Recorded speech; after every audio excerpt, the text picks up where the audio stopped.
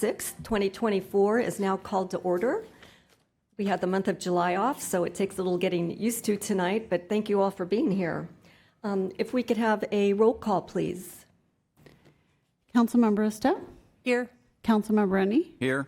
Councilmember Moore? Here. Vice Mayor Hudes? Here. Mayor Badami? Here. At this time, I am going to introduce the pledge leader. And I am delighted to introduce Aruf John as our pledge leader. Aruf, please come forward.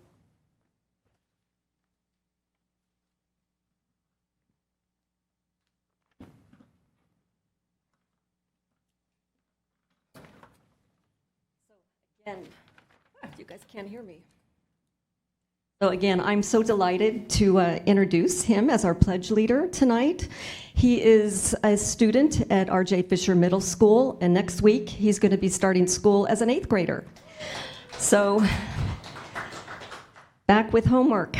His favorite subject is video production. His favorite activities are competitive soccer at Almaden Football Club, building things from scratch, playing Fortnite, and collecting sport cards. His community service includes volunteering at Second Harvest Food Bank, and also as a personal helper at Domus, where he tends the flower and herb gardens. He files hundreds of catalogs and moves boxes. And owner Margaret Smith, who couldn't be here tonight, describes Aruf as a rising star in our community. Let's have a round of applause.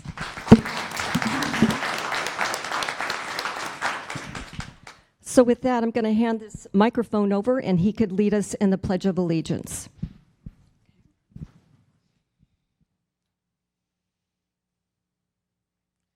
I pledge allegiance to the flag of the United States of America and to the republic for which it stands, one nation, under God, indivisible, with liberty and justice for all.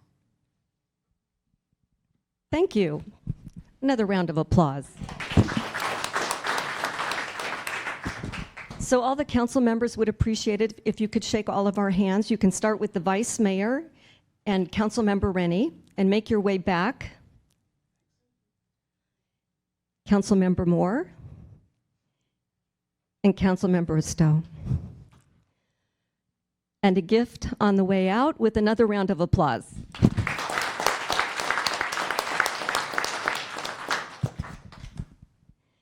Thank you, Harv, and thank you to the family. All right, we next have a presentation, so I'm going to make my way down to the table.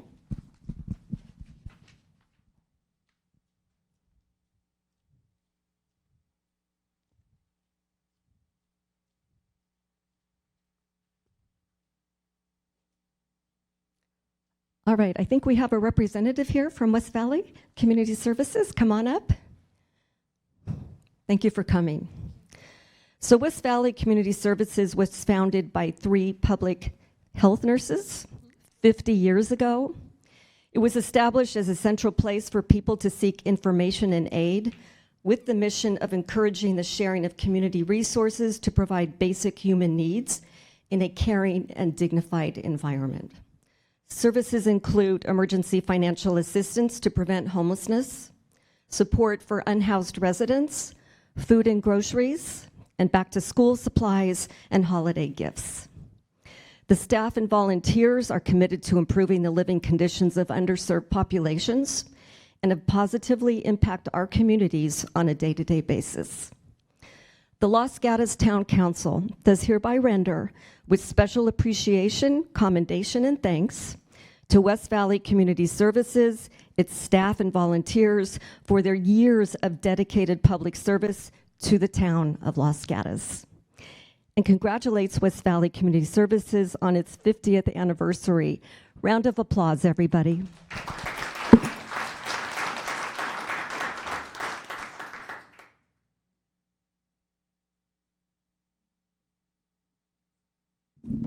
We thank you. Thank you so much. One more round of applause.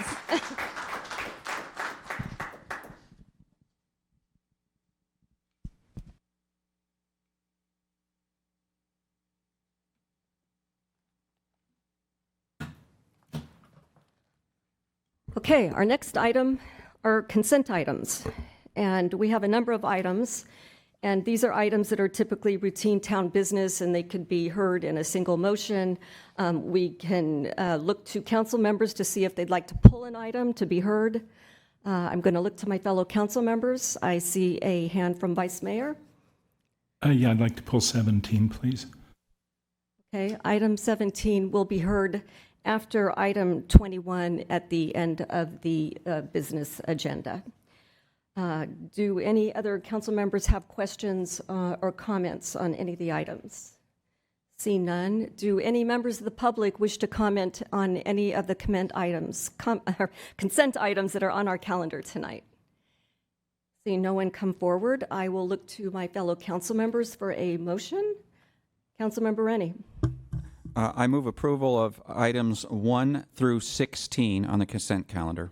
Do I have a second? Councilmember Risto? I'll second the motion. All right, I will call the question. All in favor? Aye. Aye. Passes unanimously. All right, at this time, we move to verbal communications. And this is an opportunity for members of the public to speak on an item that is not on the agenda. We allow 3 minutes, and I have some cards. So I'm going to call up Zach Franz. Please come forward.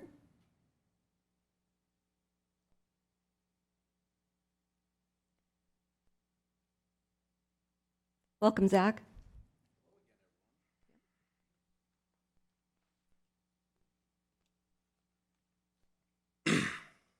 So I know that I talked about this last time I was here when we talked about the housing element. It's easier to do a job right than to explain why we didn't do it right the first time. I have 3 questions for you.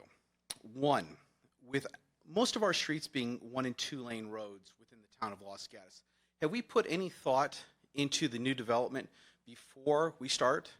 Have we started to create ideas to build our roads longer and wider?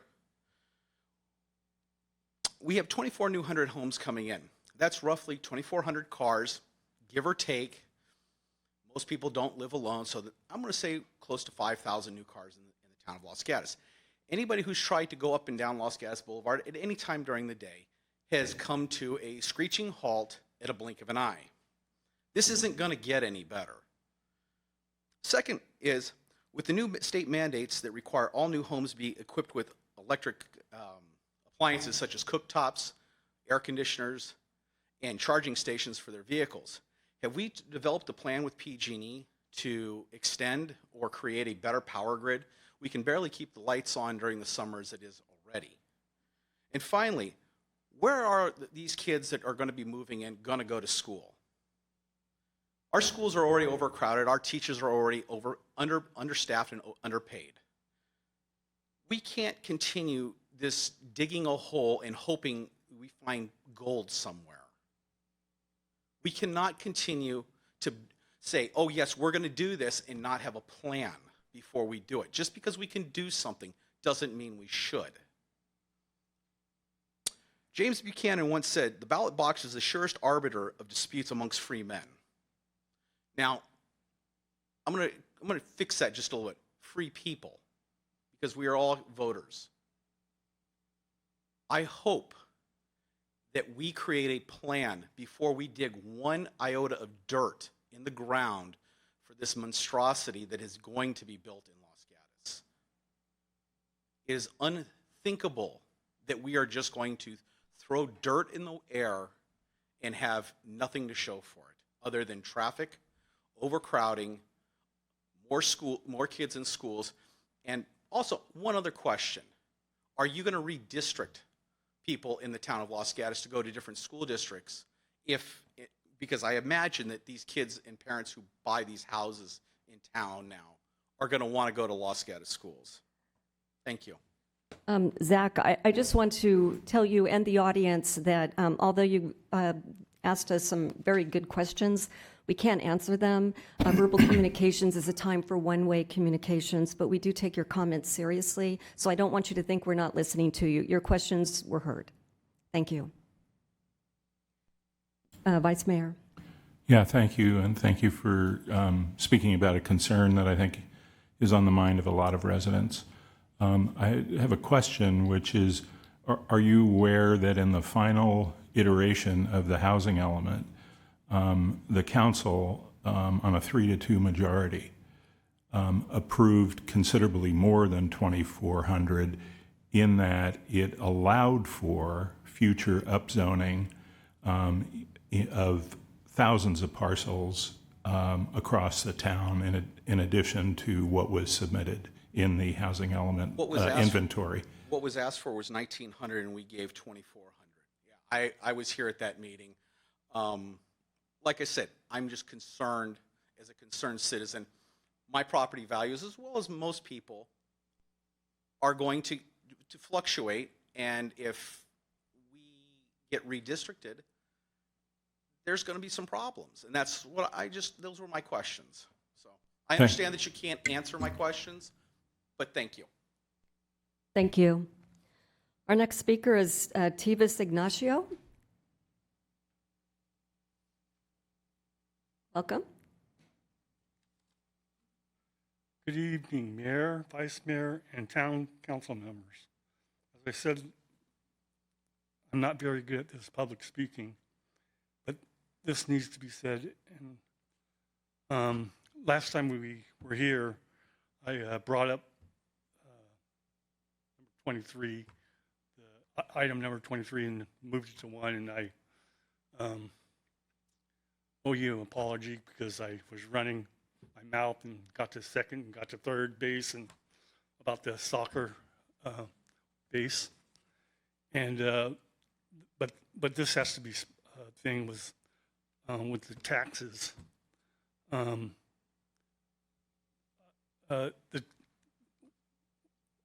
You guys tried to put one by us, I believe, with the 8th tax, and everybody was opposed to it.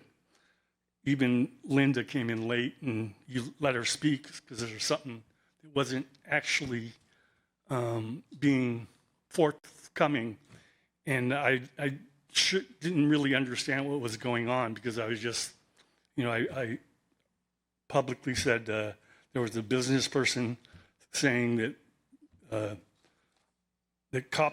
that you copped out doing this, and the next guy, Jack, came in with slides, and he was talking about Measure G and the public being duped.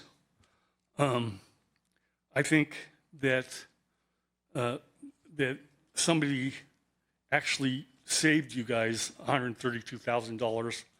I'm not sure who. I think it was Jack because he put up a couple slides, and you guys kind of.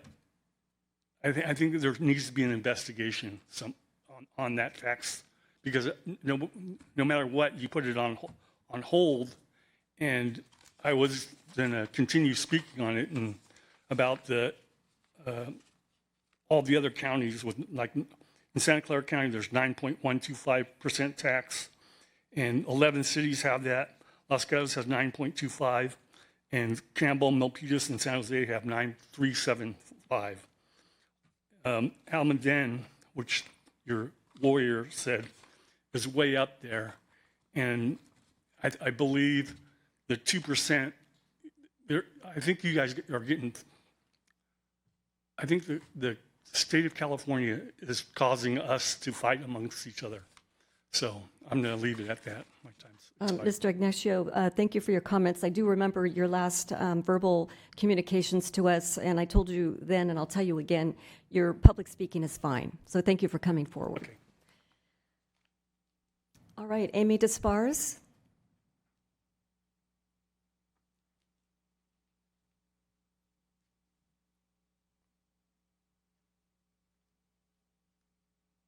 Welcome, Amy. Welcome. Thank you so much for having me.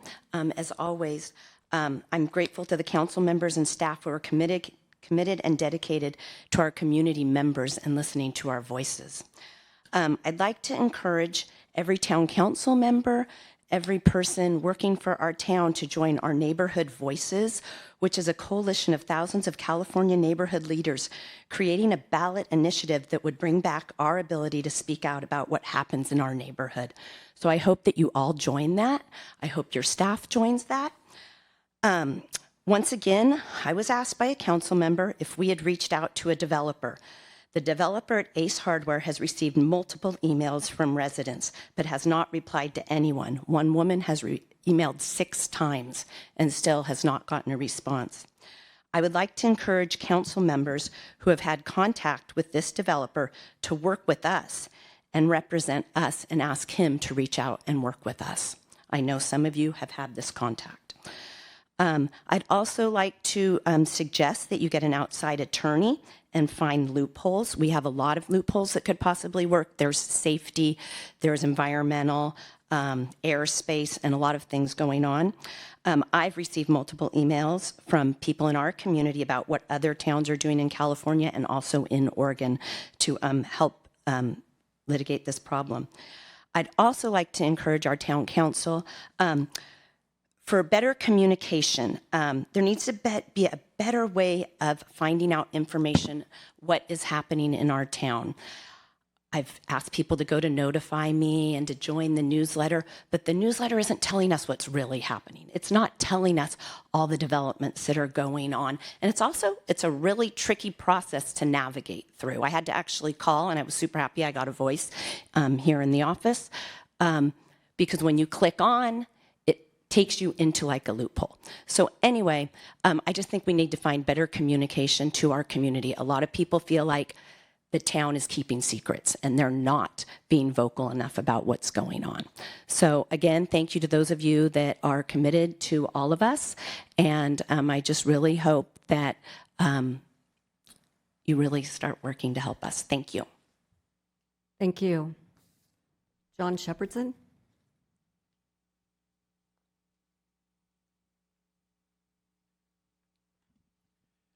Madam Mayor and Council, 220 Gatos is part of Los Gatos. Are we going to protect the open space, or are we going to put $4.5 million homes instead of its place?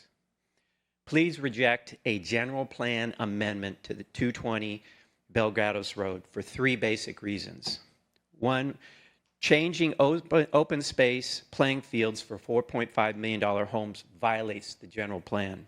2, rejecting the amendment encourages the Union School District to offer up the fields and perhaps the adjacent existing school buildings for 25% of the fair market value, according to the Naylor Act.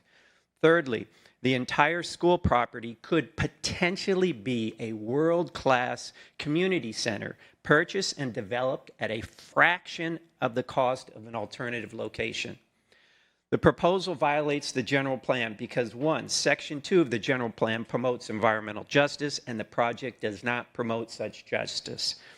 2, Section 7.1 of the general plan promotes open space. Quote, to enhance the quality of life for residents and visitors, the town of Los Gatos actively participates in the acquisition of properties as open space. The proposed project does exactly the opposite, as it eliminates open space. I repeat, the proposal does the exact opposite of the general plan. Section 8 of the general plan promotes environment and sustainability. Residents of the town of Los Gatos, quote from the general plan, are vitally interested in retaining the charm and character of the community, conserving natural resources, and reducing waste. The project forever eliminates the open space fields. Environmental Standards 16.8 states, require that open space and recreation is a priority land use designation for lands immediately adjacent to reservoirs, creeks, and streams. The fields are close to the Gatos Creek. Second, by rejecting the amendment, we encourage the Union School District to first offer up the fields to the town and other agencies at no more than 25% of the fair market value. This is a deal, this is a sale of the century. Thirdly, by rejecting the amendment, we message to the Union School District compliance with the Naylor Act Perhaps the town can acquire the entire school grounds, save the open space, and turn the existing site buildings into a world-class community center with the existing main office that's on site, the cafeteria, the multi-purpose room, classrooms, and daycare area. Thinking long-term rather than short-term, that can be your favorable legacy to the town's benefit. Thank you, and I'm available for any questions. Thank you. I see no questions. Thank you. Okay. All right. That was my last speaker card, unless I see one coming forward.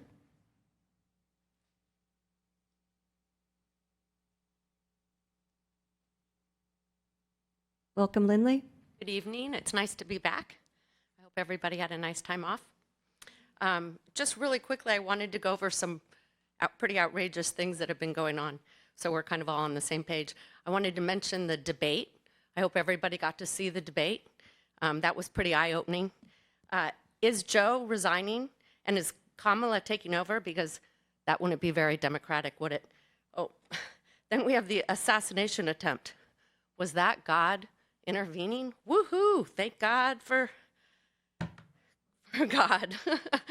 That also brings up the DEI hires, which I think that the woman involved that day of protecting our president, I think she was all about DEI. I think we recently had a DEI hire here, and I think she forgot the name of her predecessor. I was impressed. So the Olympics opening ceremony, I hope everybody enjoyed that.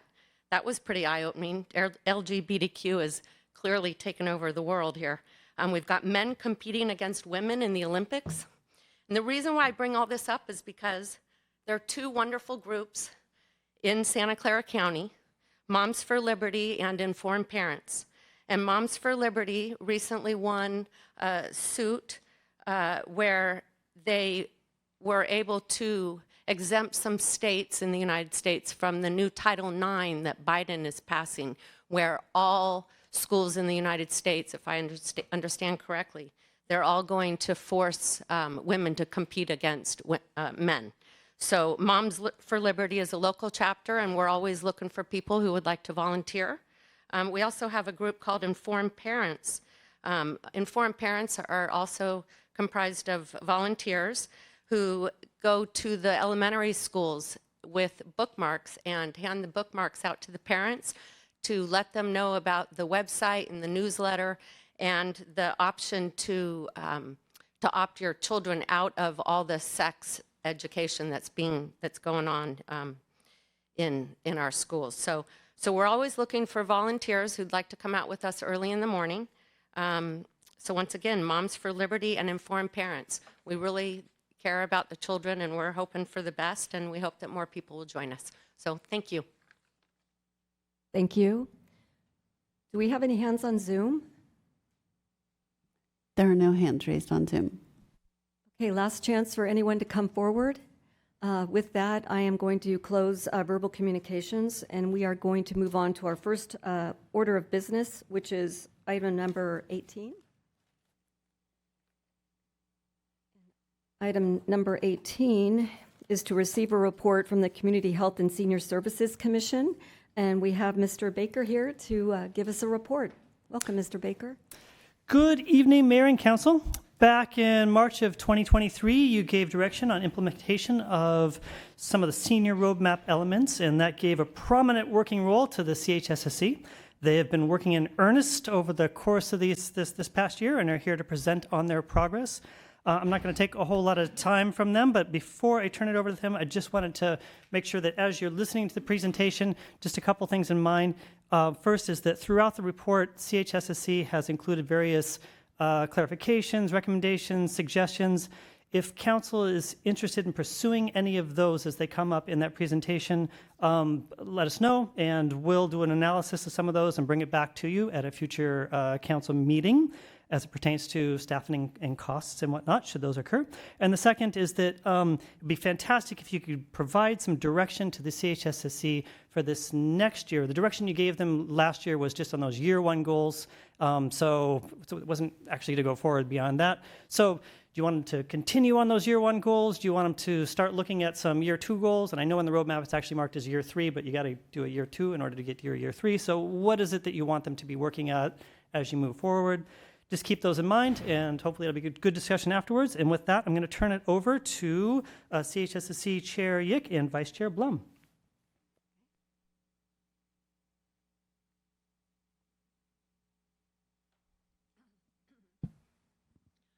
I'm looking around to see if there are any other members that I might have missed, so I'll begin. Good evening, members of the Town Council, staff, and community members. My name is Eleanor Yick. I am the current chair of the CHSSC, and I'm here along with my vice president or vice chair, Jeff Bloom, and we're going to present an overview of the report that we submitted. But before I go on, I'd like to also introduce George Rossman, who is here tonight, and he is chair of Goal 7. So if you have additional questions for that goal, you can address them to him after this report is finished. Next page, please. Next page. Oh, no, we missed a page there. The next page, I hope you have it in your packet, is actually an outline of the report, and it starts out with the individual goal areas and then the attached reports. Tonight, we're just going to focus on the 7 goal areas, and then we're going to conclude with some suggestions, some requests, and some recommendations, primarily related to the 7 goal areas, and some of those are also mentioned as we go through the goal areas. So now I'd like to have my vice chair, Jeff Bloom. He's going to present on goals 1 and 2.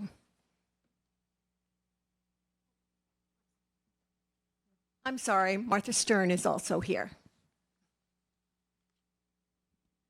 Is Dick Conrad here too? Okay. He made it from the Rotary First Tuesday event, which we all attended. Okay, I'm going to move this up a little.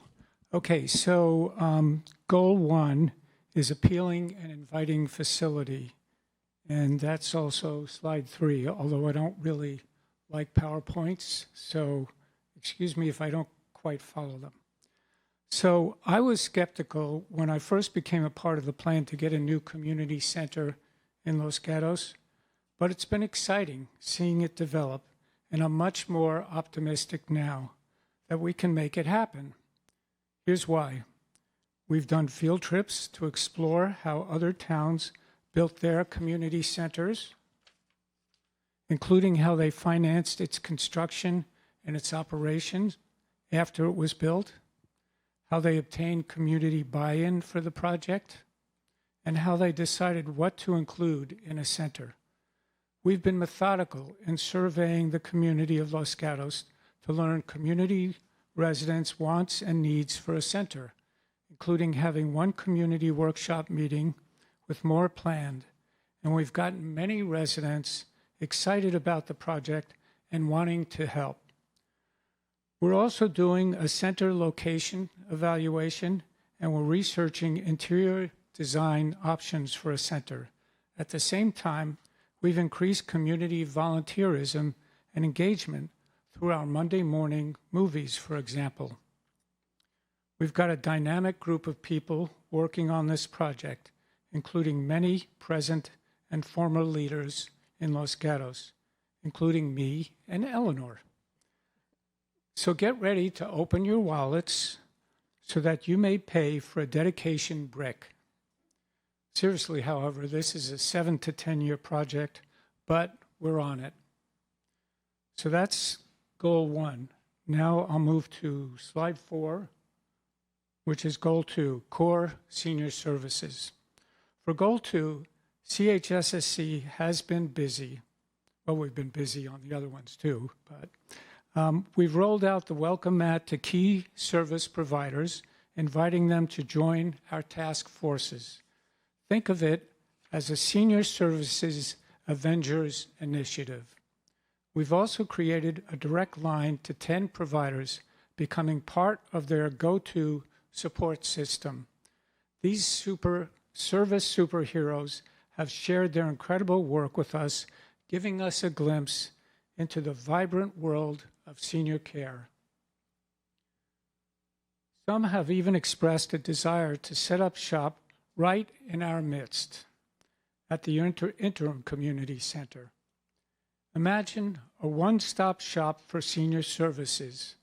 The Navigator program, which CHSSC was instrumental in getting up and running in the library, is already proving that this concept is pure gold.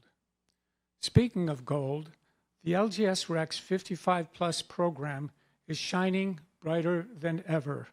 With a record-breaking 803 members, it's clear that our seniors are loving the action. And they're not stopping there.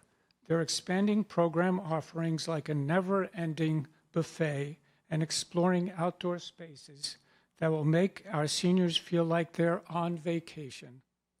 Think relaxing cluster seating, exciting sports venues, and even a community garden to get their green thumbs dirty. So now let's talk about the elephant in the room, sustainability. We're facing some tough challenges, like finding enough funding to keep the party going, reaching every senior in our community, preventing service overlap, and making sure everyone has access to programs, regardless of their wallet size. But fear not, we're tackling these challenges head on. So now I'll turn it over to Eleanor to continue. Slide 5. Thank you. Yep. Goal 3. Goal 3 is communication and engagement. So our goal with this commission, our goal ultimately, is to make sure that every Los Gatos senior is aware of all the services that are already existing in our town. Our main vehicle has been the hub, which the Los Gatos Recreation Department maintains, and it's constantly being added to and constantly being improved, we hope. But I still run into a significant number of seniors who have never heard of it. So our ongoing goal is to make people more aware of its existing, provide them with the skills if they need it to access it so that it's an easy task for them to do, and to continue to promote it not only through our cards, but through ads in the newspapers, social media sites, and so on. The CHC also developed a brochure this year because we wanted people to know who we are, first of all, and secondly, we really want to encourage the seniors to come to us if they have concerns as a senior in the community, that we can learn about it, we can investigate it, and we can perhaps give them some recommendations or include that in our reports to the town council so that you're aware of it. I think the fact, some of the data that we look at from Los Gatos Rec, the hub gets about an average of 358 clicks a month, which is pretty significant. I'd love to see it up about 1,000, so we'll work on that. And they also field over 238 calls a month related to senior services. So a tremendous service that we do have available and the need to expand it. At the same time, we also recognize that we need to develop a stronger social media presence. We need to offer more technical and skill-based, short-term skill-based programs for seniors who are interested either in just improving their skills or perhaps applying for part-time jobs. And the West Valley model is a great model that I understand is still being investigated as to whether or not Los Gatos Rec is going to participate in that. I'd like to encourage them to consider that and continue on. Next goal is goal 4. And you'll discover, and you probably know this, there's so much overlap among the goals that we're selective into what we put under each one because we could list so many of the same things. But goal 4 is all about volunteer support and engagement. So we have been researching the organization of volunteer programs. We contacted the same surrounding communities when we did an assessment of what services they offered and inquired about their volunteer programs, if any. And we got some good information that we've discussed and tried to process it. I think our community right now is so lucky to have very strong member-based organizations like the Rotary, Kiwanis, the Lions Club, the Chamber of Commerce, who do provide many volunteers for different community events. We ourselves have been looking into, because it's part of the roadmap, could we set up an ad hoc volunteer corps And we've had many discussions. There are liability issues concerned, but ultimately, we've come to the conclusion for that to really happen, you need a dedicated person in charge of it. Somebody who's not necessarily a CHSSC volunteer, but a dedicated either staff member or consultant or some category if we really want to investigate the development of that area. The next goal area is Goal 5, Enhanced Transportation.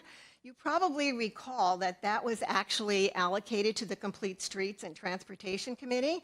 We have two CHSSC liaisons, Pradeep Kanal and Dick Conrad, who attend those meetings and do speak about the roadmap.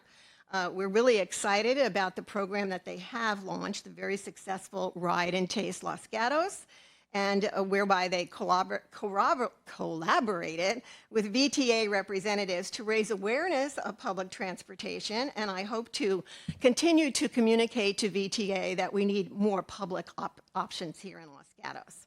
And now, Jeff is going to continue on from here. Okay, thank you, Eleanor. So I think we're on slide 8. This is Goal 6, Senior Housing. It was recommended that this goal area be addressed after the Los Gatos housing element was approved. Since this just happened recently, the housing report already on the town's website will be reviewed and edited as needed. We also plan on doing an inventory to determine senior housing gaps and needs. Los Gatos has always been a place where people want to put down roots, but our senior community is growing. It's time to turn our attention to those golden years. Think of it as writing the sequel to a book. We've got a foundation, and now we're building the next exciting chapter. So slide 9 is Goal 7. And in the roadmap, this is a big one. It's integrated governance, funding, and accountability. Goal 7 focuses on a comprehensive model for senior services and is highlighted in slides 9 to 12. This is a core aspect of the senior roadmap, proposing a model for integrated governance, oversight, and funding of senior services. The roadmap recommended 4 actions for the town council to take in the first year, including fiscal planning, tracking, assigning roles and responsibilities, and maintaining the roadmap. The CHSSC seeks clarity on next steps to be taken by us, if any, in terms of these suggested actions, but I'll speak to each one of these areas. Measurement and tracking process. The Goal Area 7 Task Force, slide 10, took beginning steps in establishing a measurement and tracking process in 2023 and collected responses from service providers on various topics. In 2023, 7 service providers were interviewed and reports were generated. The reports were used to determine performance of roadmap goals and identified critical areas in need of attention. In 2024, the task force requested information from more than 20 service providers, but due to the volunteer nature of the request, it had difficulty obtaining reports. 4 local service providers, LGS Rec 55+ program, Adult Nutrition Program, Adult Daycare Program, and KCAD submitted reports that are included in the attachments. Now here's the funding piece. While CHSSC has limited, this is slide 12, excuse me. While CHSSC has limited authority over budgets, we made recommendations to improve communications and transparency around funding for senior services. Now here's the governance part, and this is the toughie, the super toughie. As the roadmap points out, Los Gatos has a fragmented approach to the delivery of services. Moreover, there is overlap in the nature and types of services provided by service organizations. To achieve better service integration, CHSSC recommends creating a dedicated age-friendly senior services coordinator position. And I haven't had a chance to look at the packet, but I understand that there were 3 options offered in that regard. So we need some time to look at that, I guess. In conclusion, regarding this Goal 7 model of integrated governance, funding, and accountability, the CHSSC seeks the Council's guidance on the adequacy of the reports we have gathered and our continued oversight role. And as noted, we strongly encourage the creation of a dedicated senior services provider. Imagine a world where senior services are as coordinated as a well-oiled machine. That's the goal of Goal 7. The roadmap lays out the blueprint for making that happen. We've identified steps to get this engine started, but we need your help to keep it running smoothly. Thank you. And now I'll turn it over to Eleanor for concluding comments. Jeff. And now, on behalf of the CHSSC, I would like to conclude our presentation with some suggestions, requests, and recommendations, most of which have been already mentioned during the oral report. So you can see on the suggestions, one is about to really fully develop the hub. We think it would be worthwhile if the software being used was updated. Los Gatos Rec is very cooperative in wanting to add on things, but they're limited by the software that they currently have. The budget timeline, the service providers have requested that over and over again, that they have a clearer understanding of the budget timeline so that they can attend, I guess, some meetings and give their own input while it's being discussed. Requests, you see a couple there from the service providers, better access to grant opportunities. They've expressed an interest in the free use of an on-site location in the interim community center and the eventual intergenerational community center when it becomes a reality. The CHC requests direction from the council, particularly about the integrated governance model. That's not something I think we're in a position to take action on without some direction from the council. And lastly, we want clarity from the council that the work that we're currently doing and the reports that we're asking for and utilizing meet your needs, that they're giving you the information that you need so that we can continue with our work with the service providers. And lastly, on the next slide, we have one major recommendation, which I'm so happy to see that there was a packet after our report directly related to this, but the CHSSC recommends that an age-friendly senior services coordinator be hired or appointed so that the integration and full coordination of senior services can move ahead as envisioned in the senior services roadmap. And there is one other item that I know we had included here, but somehow I didn't mention it, and I don't believe Jeff did. We really want clarity from the council on the role of the student volunteer who serves on our commission.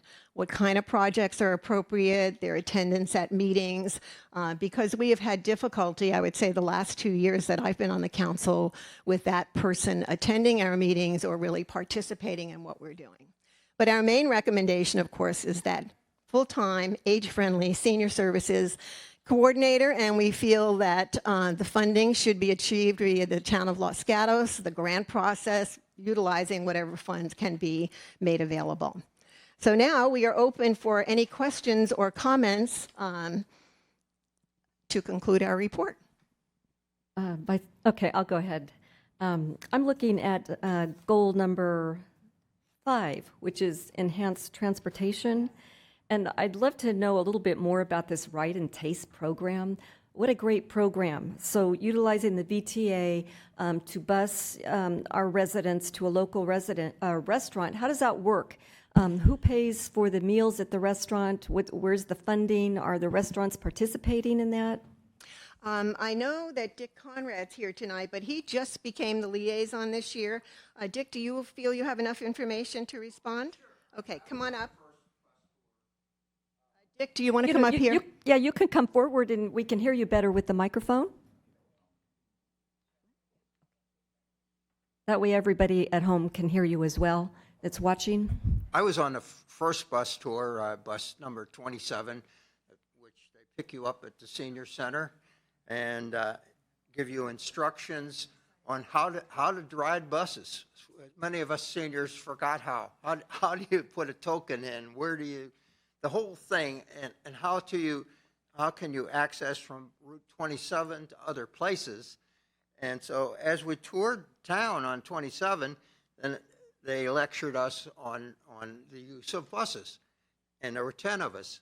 And then we stopped over by Double D's. We had a nice lunch, and we were able to walk around town and access the shops. And then they picked us up and took us back to the senior center.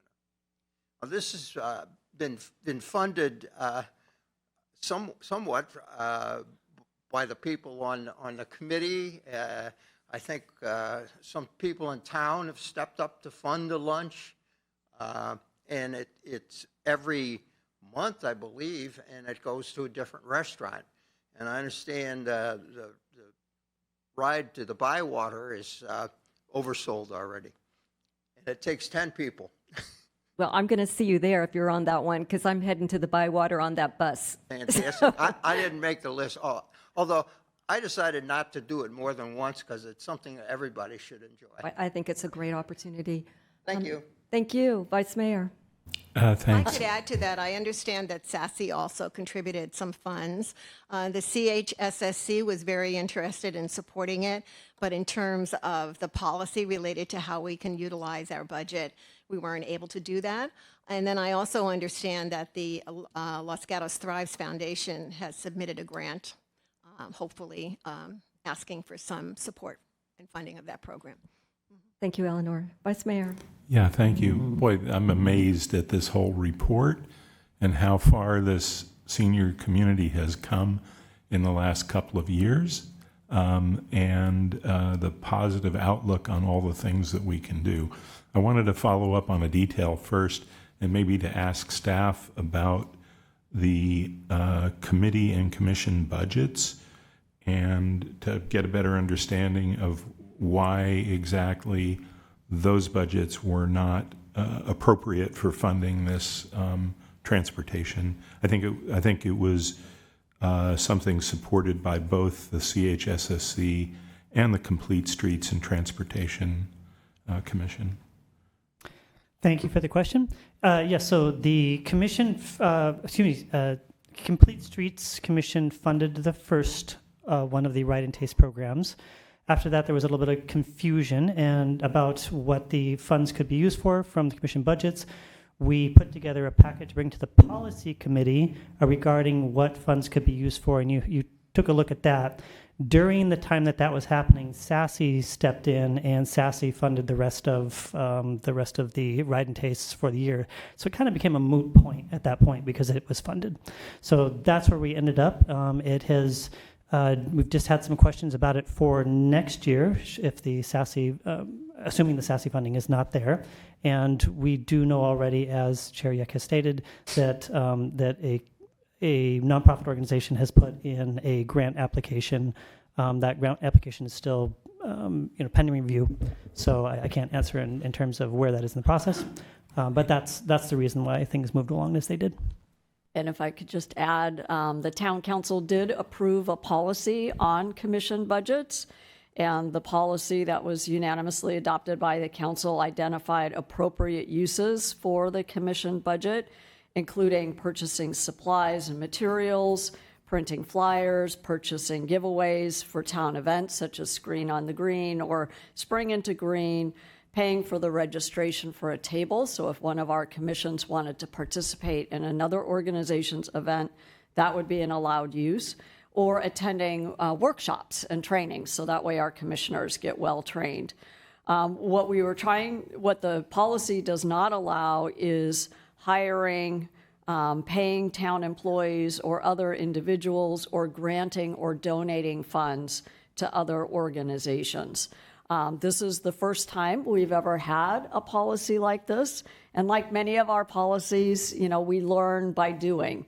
And so if at a future time the council would like the policy committee to revisit it or make amendments, we're open to that learning. Thank you. Okay, thank you.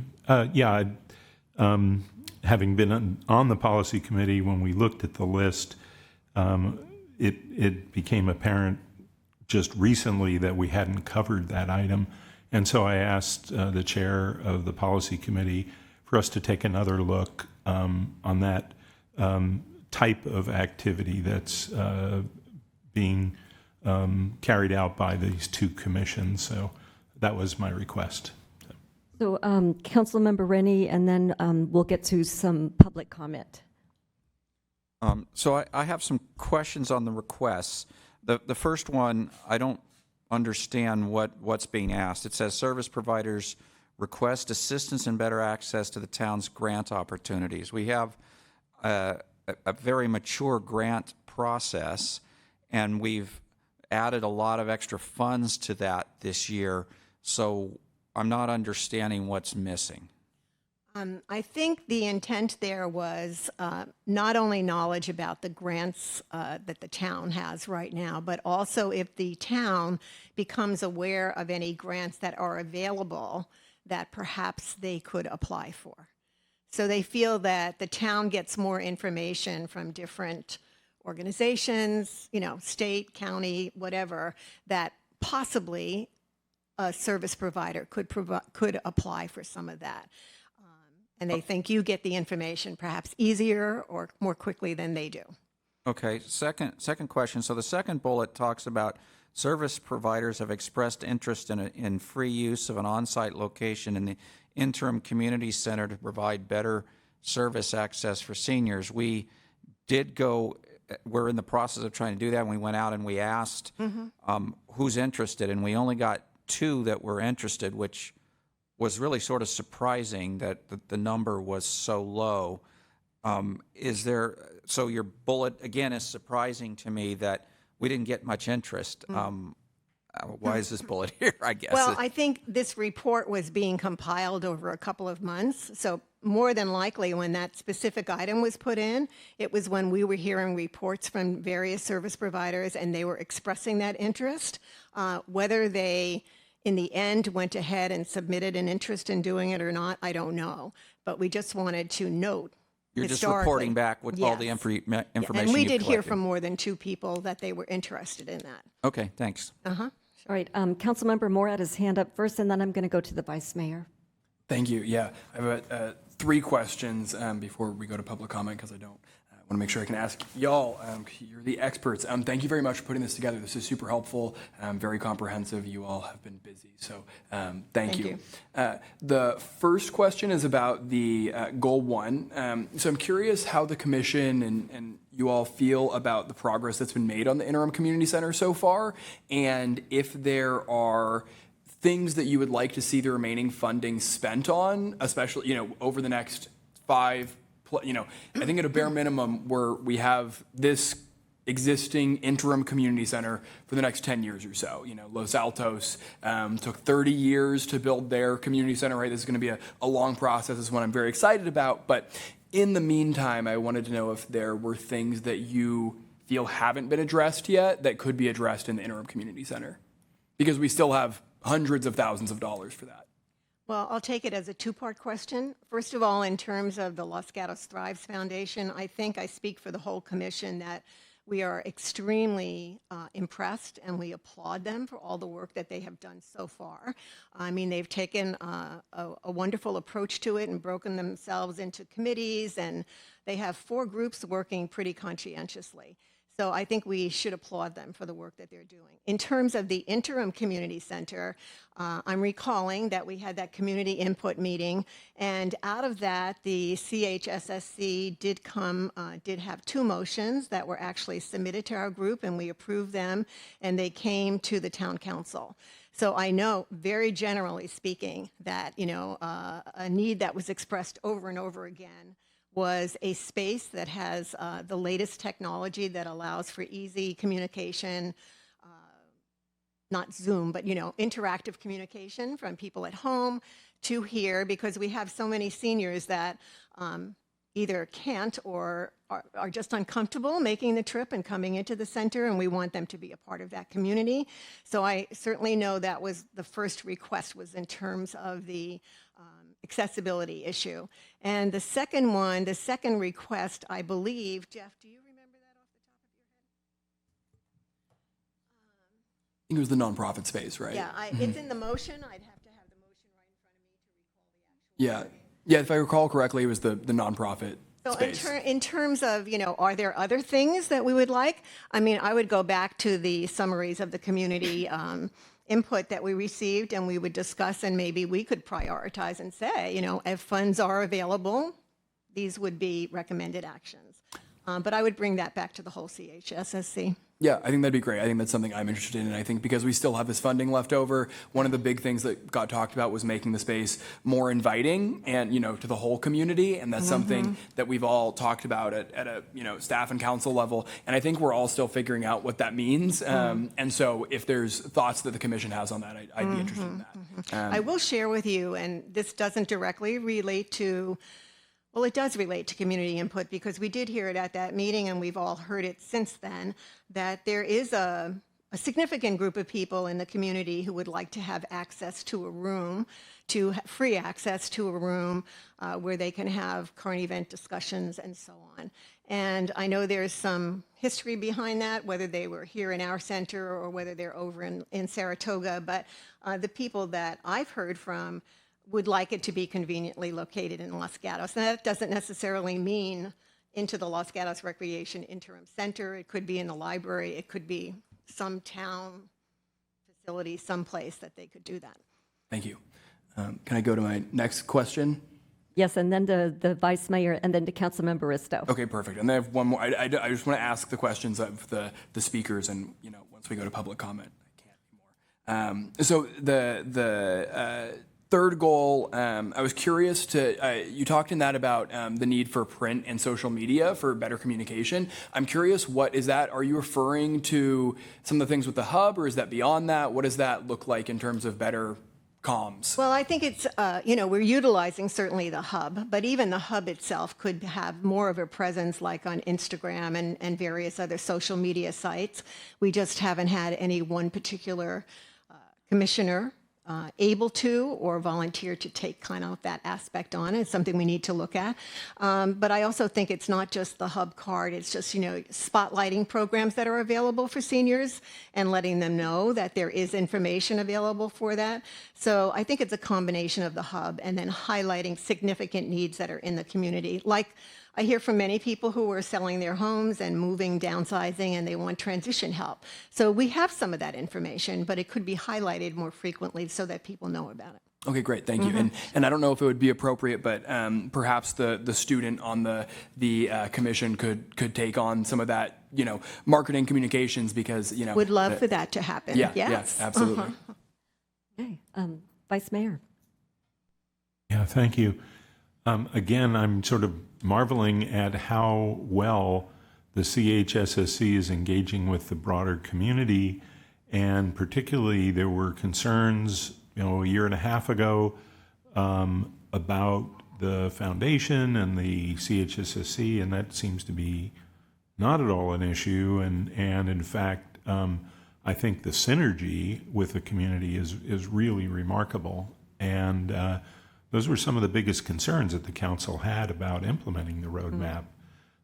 So, congratulations to everyone who's been doing that. I wanted to ask a couple of questions about some goals. So, with regard to goal 2, that's the core services goal, and the concern there is about the sustainability and talking about the ability to fund some of the programs that exist.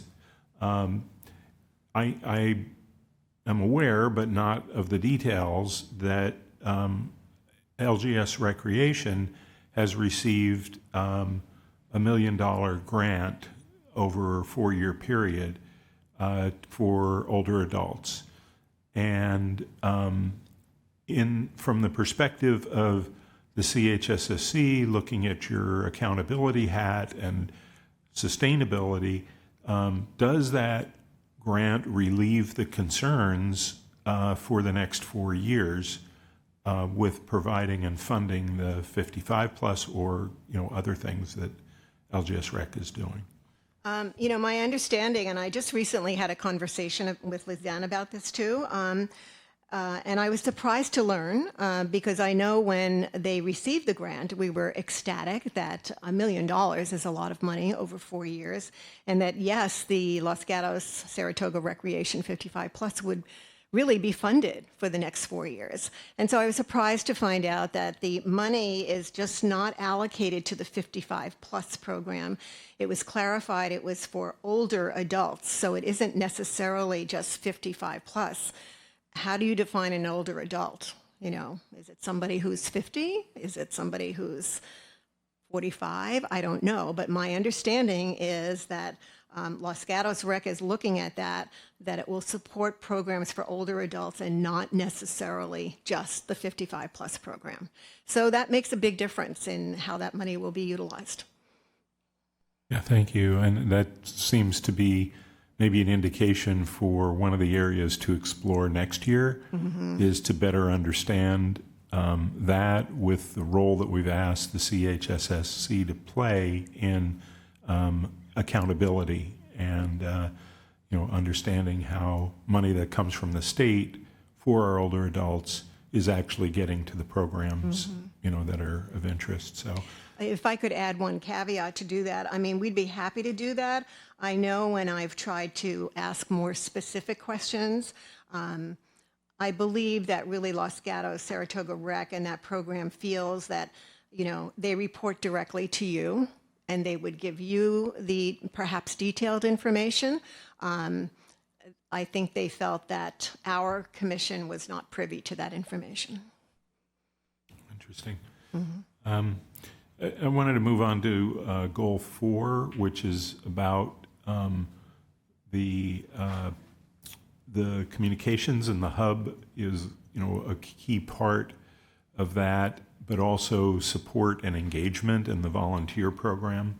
And so I had a couple ideas pop into my head, one which is a very low-tech idea, and that is to, and maybe it's already been done, to print out the hub and make it available in binders at locations where services are provided to older adults. I went through the hub today clicking on everything, and almost everything worked, and there was amazing information on there. But there are some people who aren't going to do that, and so that was one very low-tech idea. We have talked about that, and that's something we are going to follow up on. We did distribute, the hub cards and actually a holder that we put into a number of places, which I discovered when I went scooting around some of the places here in town that they were empty and they didn't let us know. So I said, I should have put another label on there. When it's empty, let us know. So that's something else. But I think we're at the point where we can go into other places, like to your point, coffee shops, if they'll take them, bike shops, sports paraphernalia, so on. So we're looking into that. Yeah, I'm thinking about like Live Oak Nutrition having a binder of all the information that's in the hub available to the folks who are coming there for lunch to to go through. Okay.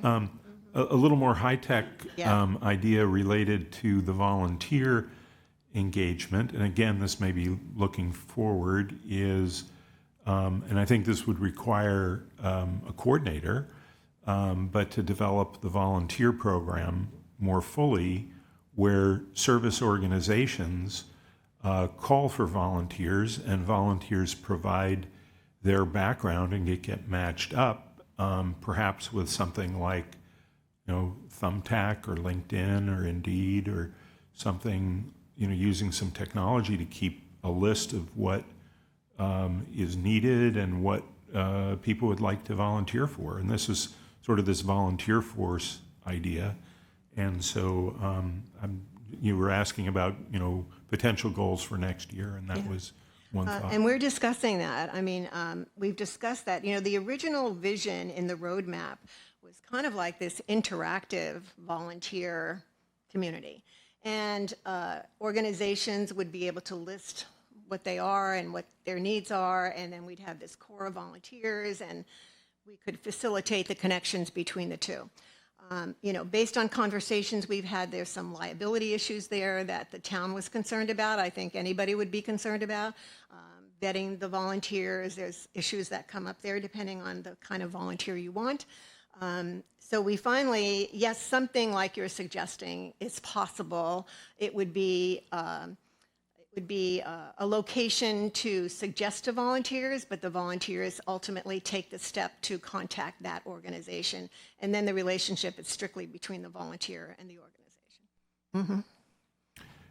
One quick one on the housing, goal 6, and I wonder if a future work could be in the direction of identifying what kinds of older adult housing might be required. We have sort of a marketplace of things being built and proposed, so assisted living, continuing care, independent living, high-end housing, and different types of housing, apartments versus single-family homes and townhomes. Is that maybe something that we could start to get input from our older adult community to be able to provide to the developers and others who are interested in what types of older adult living arrangements might be needed in the community? I think that's what we intend to do. I mean, the housing report that the town created a number of years ago and is linked to from the hub to the town is an excellent report. But Tom Pickrow and I have volunteered to go through that and edit it as needed to make sure it's up to date, and we can certainly look at gaps and get some input onto missing areas that perhaps the town could address. Thank you. And again, I'm blown away by the report and Thank you. by the progress. To all the team members who contributed to it. Councilmember Risto, followed by Councilmember Moore. Thank you. And thank you, Eleanor and Jeff, and to the whole commission for all of the work. I mean, it's amazing to read the report and then to look at these slides and see all the goals broken down and so much progress that's been made. Obviously, there's a lot more work to do and questions to ask. The questions I had directly were, I'm intrigued by the ride and taste. My guess is that event, while it got people out to ride the public bus and get to a restaurant, the goal, I'm hoping, is that everybody who rode that bus got a Clipper card, understands how to read a schedule, understands how to take the bus in the future, and can call their friends and say, hey, I'm getting on at this stop, you get on at that stop, let's meet for lunch. I don't know if that was discussed. I mean, to me, that would be the next step. This is here's how you do it. And then, maybe if people aren't feeling comfortable, get somebody who does feel comfortable. I'll go. I grew up riding buses in Chicago. I ride buses in every country I visit.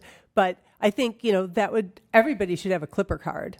That way, when you see the bus and you want to get on there, you just know what to do. It's a great idea, yes. So if I can ask, when people did the ride and taste, did people use coins? Did they use Clipper cards? How did you guys navigate it? Well, it was free. I mean, they don't have to use anything. So somebody subsidized, or VTA just said you're free today? Free, VTA, this is my understanding, so correct me, Dick, if I'm wrong, is that the first 10 people who sign up get it. They're free. And then they go out to lunch, and the lunch is paid for. Okay. And you rode the regular bus, though. They didn't change their schedule. So you just had to know when the 27 was going to be there. You got on, and when you got done, you waited for the bus to arrive? I think it picks up from the Los Gatos Rec Center, right? So it comes right, there. There's a lot of, okay, awesome. So I guess we're asking questions, but a suggestion would be that that people get Clipper cards so that they can do this again. Since I don't have one of those, is it pretty easy to get? Yes. Oh, okay. You can go to Walgreens, get one, and then load it up online. If you look it up, there's a variety of places where you can buy one. But great question. Or you can now put it on your phone or your watch. I think it's a great idea. You don't even need the card. Okay. So because I think, that the point of that, I was hoping, is to breadcrumb people onto, people talk about a shuttle, but we have a bus that runs through town every day, often. Not often as people want, but often. My other question is, on Goal 5, there was a discussion of signage and concerns about walkways. So I didn't understand, what kind of signage are older adults looking for? It said we have good walkways, but inadequate signage. Would that be directional? Or? I'm going to put Dick on the spot here, since he goes to that commission. Thank you. Since we're doing wayfinding and other things, I'm just curious if that folds into what the town is already doing or needs to expand.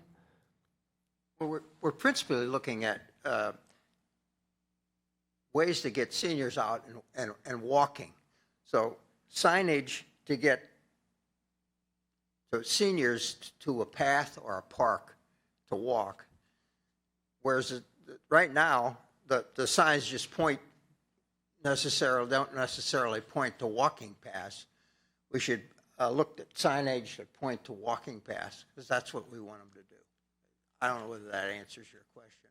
Okay. Is that primarily dealing with, we have signs that direct people to parking lots now? Are you talking about that? Or we have signs that direct people to parks, but maybe not? Parks and walking paths. Okay. I mean, we had tremendous walking paths here in Los Gatos, and in many different parks. Live Oak is got a great path over there, and people don't know it's there. Also, people don't know the pageant grounds is there. I mean, it's one of the most magnificent little places to go in Los Gatos. Have lunch or just sit out and look at nature. So that's the kind of signage. Okay, so maybe we need to combine a bus ride with a walking exploration.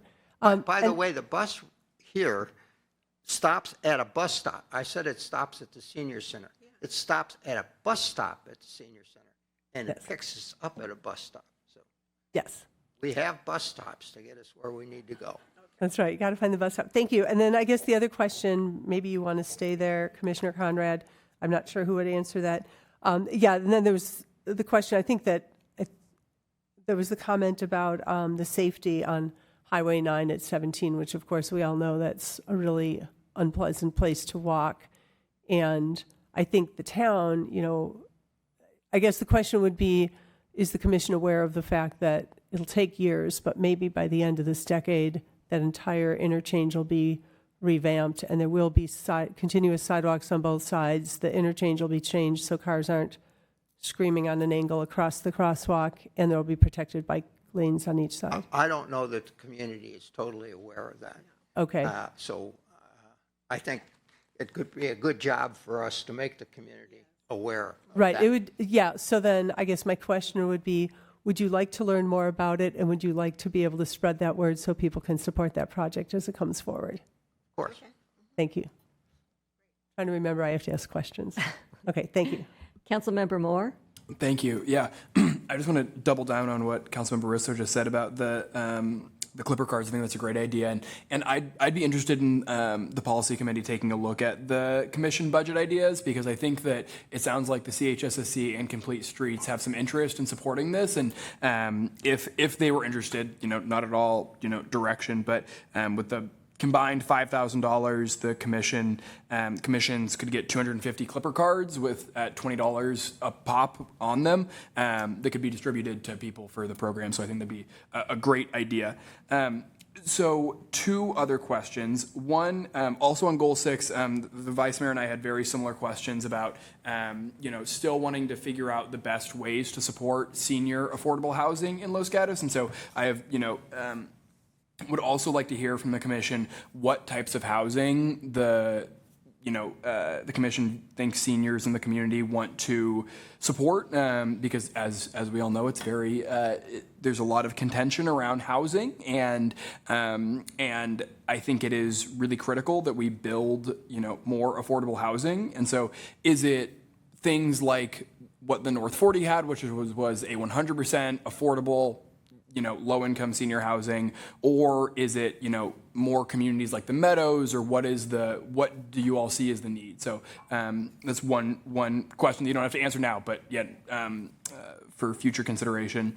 And then going back to goal 2, I wanted to know who the nonprofit service providers you're referring to there are. You refer to 4 nonprofit service providers in the slides.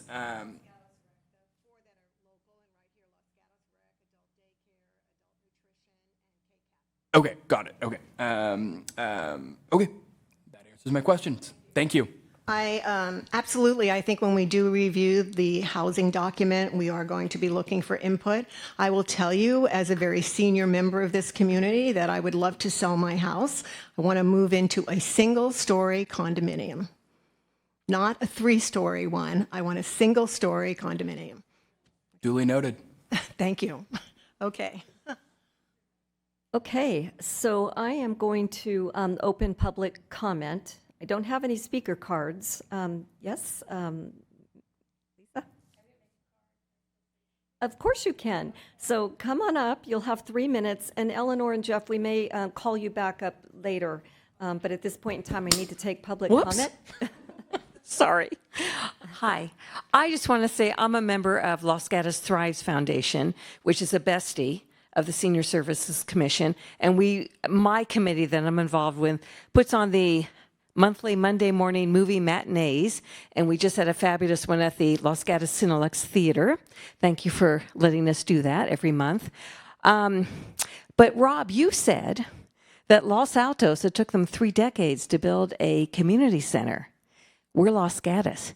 It can take 10. That's all I wanted to say. So everybody think about that. If they did it in 30 years, we can certainly do it in 10. So I'm hoping everybody in the back of their mind thinks of ways to make money and build that new community center, which will probably cost what Los Altos spent, which is $30 million, I think, give or take $1 million. But we're Los Gatos. We can do it. And we have, a third of our population is seniors, but this community center is for the whole community, all age groups. So let's just keep that in the back of our mind for the next 10 years and get that thing built. Okay, thank you. I love the positive attitude. Make sure you fill out a speaker card so that we know that you were the one that made that great comment. Thank you. Anybody else would like to come up and speak to us? I have no cards. Are there any hands on Zoom? There are no hands raised on Zoom. All right. I am going to close public comment and go back to council members, and I'll start with Councilmember Rennie. Thank you, Mayor. So I wanted to give a little feedback ideas also. Councilmember Hudis started mentioning the volunteer engagement. I had some thoughts and perspective on that.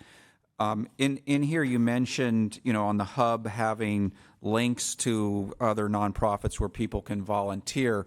A lot of us are experts at volunteering, and you give an organization and we know, what kind of volunteering we can do there. But step back and think about, this is going to be most valuable to people that have had a life change. They've just retired. What do I do with their time? They've just lost their partner. Big hole to fill. What do I do with my time? So I think you might consider doing like a matrix of, okay, if you'd like to volunteer and you're volunteering because you need a more social aspect to it, here's places that are good for that. Maybe you want to contribute more to your community. Here's places that are good for that. And maybe I'm contributing because I want to help the less fortunate. Well, you can do that here, here, and here. Or maybe I want to promote arts or literature, and so you can join Friends of the Library or something like that. You might want to help preserve the town some way. You may want to get involved with government kinds of things. You might want to help put on events. Maybe you want to do the planning. Maybe you want to do the physical, moving things around. You like getting getting some exercise kinds of things. You maybe like, keeping the community clean. You like cleaning up garbage. You want to join the beautification committee or join the town cleanups when we do. So instead of listing the ideas, go the other way and go, okay, these are people who don't know what these organizations do, but you give them kind of a matrix of these are, why you might be wanting to volunteer and maybe the skills, and then then see where to go search for those. So that was my input there. Okay, Vice Mayor. Just one small thing building on that is this idea of creating a sort of a volunteer exchange could include the service organizations saying, here are some needs that we have that would then fit into that matrix. And here's how much time we need. Here's what the skills are that we need. Here's when it's going to be. Sign up. And so for service clubs that are used to getting a lot of volunteers from their own organization, this is a way for the whole community to know about what a lot of those volunteer opportunities would be. Can staff just reiterate for me the attendance requirements for commissioners? Because I served as a liaison last year for this commission, and it seems to be an ongoing problem with having youth commissioners show up for attendance. It appears it's ongoing for this year as well. Is the attendance requirements the same for all the committees and commissions? And what can we do about this ongoing problem? Is it better that they don't have a youth commissioner? But I would think you might miss out on some good talent if you have one that might be helpful with social media. Ms. Pravetti, if you could elaborate for us. Sure. Actually, this is an issue that has come to staff's attention, and we intend to bring it to the policy committee this month. We have some ideas. We think it is time to just have a very honest communication about commission attendance, both for adults and for youth, and then to set what those rules are. Our youth have been really valuable partners at many of our adult commissions. So I think we have to find that balance point of how do we welcome our youth to participate, but maybe they're not a voting member, maybe they're not a seated member, maybe it's more advisory or some other model. So and the town has tried lots of different things. So we don't want to lose the youth participation, but I think we do need to just clarify those roles. So the policy committee will have the first discussion about this in August. It may take us a little while to figure it out, but we're hoping to get it figured out prior to the fall recruitment. So that way we'll know, do the attendance requirements need to change for adults and youth, et cetera, and that might help us with our recruitment. So thank you for raising the issue. We're hoping to get some direction. Yes, and I think we're still on public comment. I don't believe I closed it yet, but we do have council members with their hands up. Vice Mayor? Again, one small comment on that is I recall our last recruitment, and when people were asked which committee or commission they wanted to serve on, it was like overwhelming on the CHSSC in terms of the number of people. So something's missing. Maybe we're not telling them what we want them to do. Maybe we're just expecting they're going to act like a normal commissioner. But we need to figure that one out, because I think they want to do something, but we haven't figured out how to take advantage of that. Councilmember Risto, followed by Councilmember Moore. Thank you. Yeah, I'm looking forward to discussing this more at another meeting when we go into the policy. But I will say that our youth commissioners are possibly the highest achieving and busiest people in our entire community. And I served on, I think, 4 different commissions before I was on the town council. And these youth commissioners are taking, 5 AP classes, plus they're doing a sport, plus they have the youth commission, which is very busy, and then another commission if they choose to be the youth commissioner designee. And I know that they typically have an alternate. So I think maybe looking at that. The other thing is, I will tell you, I've seen adults apply for a commission and not realize, when I was on Complete Streets and Transportation, met at 7:30 in the morning. A few people misread that and thought it was 7:30 at night, and then went, I can't be there at 7:30. I've got to get a kid ready for school or something. So you never know when we ask youth commissioners, which commissions are you interested in? It may be that that commission meets in the middle of a team practice. So I think there's things we can do, because I know that, as the vice mayor pointed out, our youth commissioners were very enthusiastic about serving, being a liaison to other commissions. And I think that they all come at it very sincerely, and it could be a scheduling issue. And I think there's things the council can discuss and figure out to make this work better for everybody. Councilmember Moore, and then I'm going to continue on with public comment. Absolutely, yeah, not to get too deep into this, but I was just going to share that when I was on the Complete Streets and Transportation Commission, I think our youth commissioner showed up almost every single meeting to that 7:30 a.m. meeting, and they, but they could only stay for less than a half hour because the high school started at 8 a.m., but they were there all the time, very committed, so it might be a timing issue. I think it's, I'm very much, I would not want to, lessen or delegitimize the role of our youth commissioners or take away their votes. So I think it's important to figure out how they can better engage, and maybe that's a scheduling thing or something else, but important conversation to have. Okay.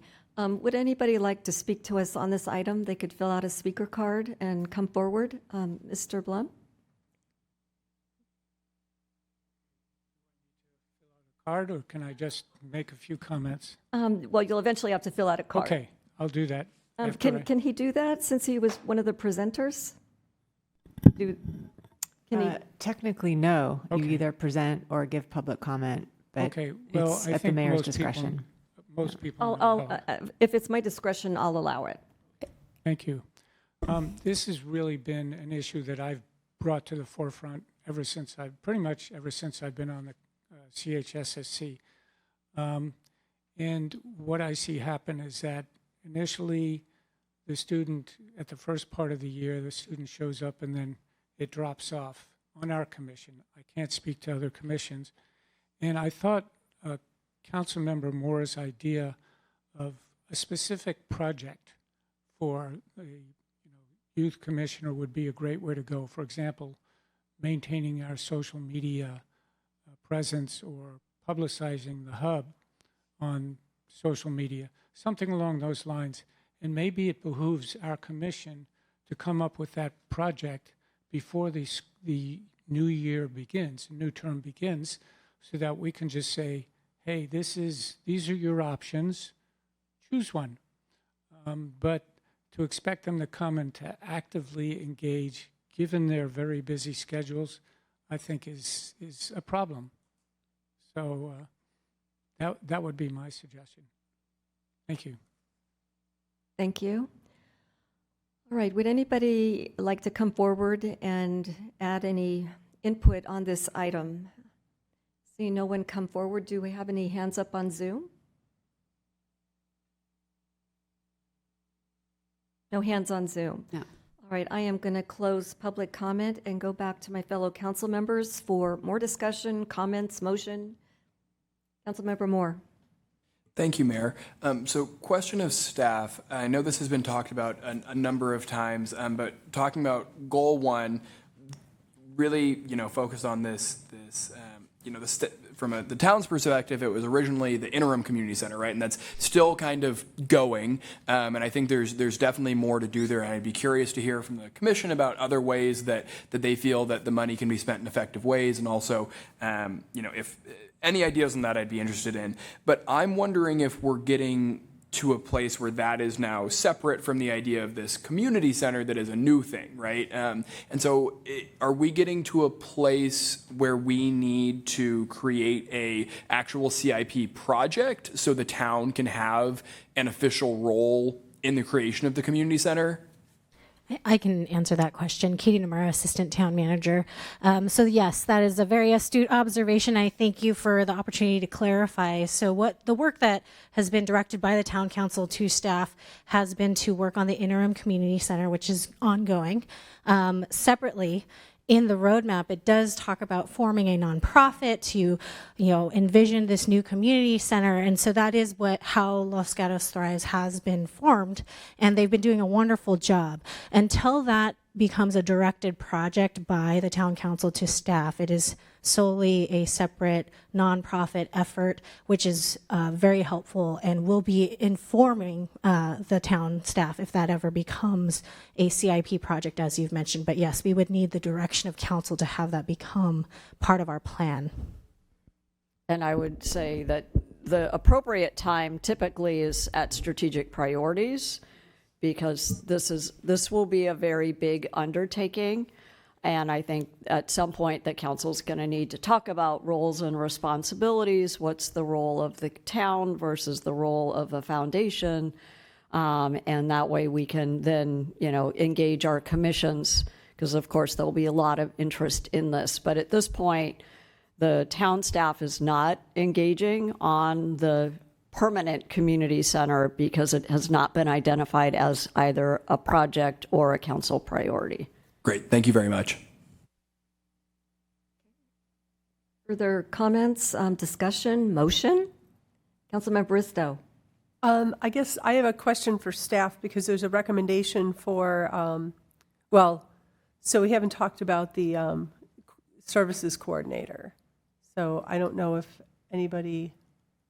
Believe that this senior services coordinator is your next item on the agenda. Oh, I'm sorry. So it is Different listed item. as a separate item. Okay. Well, I guess the question is, in this report, there almost seemed like a discussion of two different positions. One to be a volunteer coordinator and one to be a senior services coordinator, or is that envisioned to be one and the same?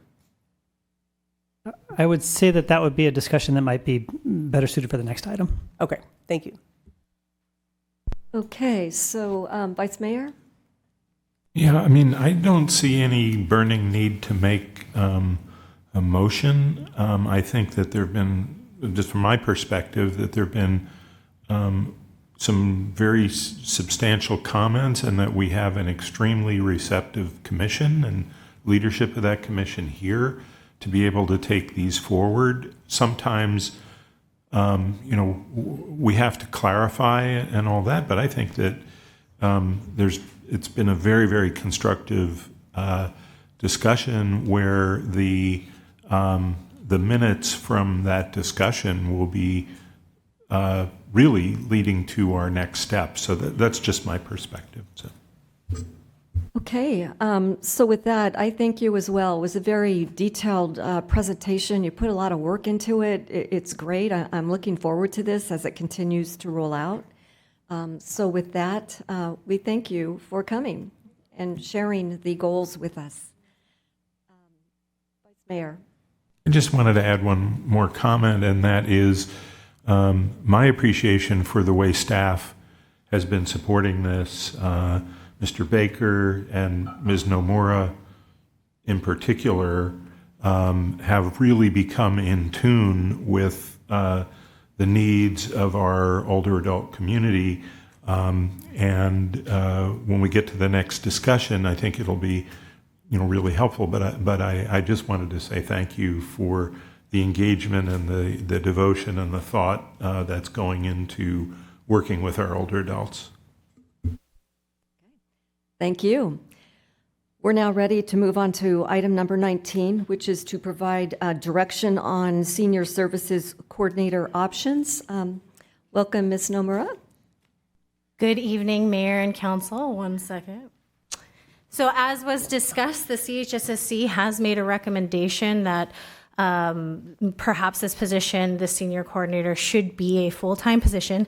I know originally this discussion came up at the May 21st council meeting where council directed us to come back with some information and options for a 0.4 FTE senior services coordinator. And so that's the item before you tonight. The cost of a senior services coordinator is going to depend on what duties you want, which in the last item was aptly pointed out. It could be a variety of different duties. So that direction from council and clarity will help us determine which position is most appropriate. And then staff will take that direction and proceed. And so for the purposes of this analysis, we estimated costs as if it was going to be an in-house position. However, we assume that costs will be similar if it is contracted out, but that actual costs could vary. Estimated costs are provided for both the 0.4 FTE and a full-time FTE given the recommendation from the CHSSC, and also because a part-time position could be challenging to recruit for. So your first option is under the classification of an administrative assistant. So think of this as your more admin support role. They could answer phone calls, provide information regarding senior services. They could help serve as a navigator. I heard that word thrown out there, that they can connect people to services. Someone might call in, oh, I'm looking for food services. Great, here are some things you can look into. So that they could also compile information from service providers that's publicly available or directly provided. The difference in the two positions I'm going to talk about is they would not do an analysis of that information. They would just be compiling it. That is a good segue for me. So for that position, 0.4 FTE is estimated at around $35,000. The full-time would be $146, roughly $1,000. That's due to pension benefits, other things. The option 2, the administrative analyst, this is a higher level position. This is somebody who can really take a program, run with it, think about what we should do, be strategic, be really that town liaison to our service providers for seniors, so they can have that kind of high level of acuity and acumen for that type of role. They can also do a little bit of analysis. Where are their synergies? Perhaps they can make recommendations or suggestions. I would caveat that the town does not have oversight, responsibility, or authority over our service providers, but most are very open to suggestions, and so that's something they can work on. It is also possible that they can help support implementation of the senior roadmap to the extent that it's appropriate for the town to be doing that work. And this higher level position could also include the work of kind of that more admin support. So they could still answer phone calls or be that navigator if that's what council would want. Again, we would want that direction tonight to know what functions you would like this role to serve. If you want them to do both types of roles, I would recommend a full-time position, as that is a lot of workload, and I want to make sure they can meet expectations. The cost for that for a 0.4 FTE is about $47,000. A full-time is about $212,000. Again, that's fully loaded with benefits. Option 3 is a senior case manager. We would recommend that if this is the type of work you would like this position to do, that we would contract out for it, as the town is not equipped with that expertise or to oversee that expertise and liability. That would include casework services like crisis intervention, stabilization, and goal planning, meeting with family members to ascertain what are the needs, things of that nature. So a true kind of case manager. If this option is chosen, we would conduct a request for proposals or a request for qualifications to determine actual costs. One thing I will also note is, as the council is familiar with, we did receive a grant from the county for senior case management or older adult case management. I just want to clarify that that could look like, the more navigator type of role that I described. It could also look like the true case manager role that I described in option 3. It would be helpful for council to kind of clarify their expectations for that role, but depending on what functions you direct tonight of what this position would do, some of those funds, I believe we have about $74,000 remaining from that grant, could be one-time funding for something like this. And it is staff's understanding right now that for this kind of case management grant, we would be looking at something more close to the navigator function than a true case management function. So tonight we would love information from the council and direction from the council on which option is most appealing to you, what duties do you wish this position to fulfill, whether you would want this position to be a town employee or to be contracted out, and would council prefer the 1 FTE or the 0.4 FTE or some other middle ground? One question I didn't add in the staff report that I thought of later was, how long would the council like to fund this position? Is this a pilot? I would recommend 2 years, only because it's hard to recruit for a 1-year stint. So that could be helpful to know tonight. Thank you, and that concludes my presentation. Thank you so much. Councilmember Rennie, followed by the Vice Mayor, followed by Councilmember Moore.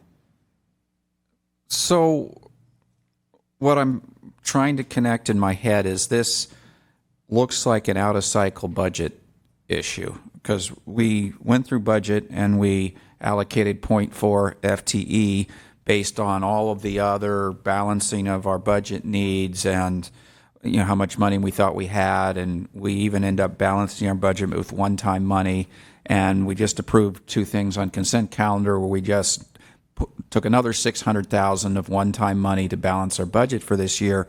So I'm struggling with this out-of-budget possible all of a sudden going from a $35,000 position to as much as over $200,000 position. Then you said maybe we can use grant money, which then doesn't hurt our budget. But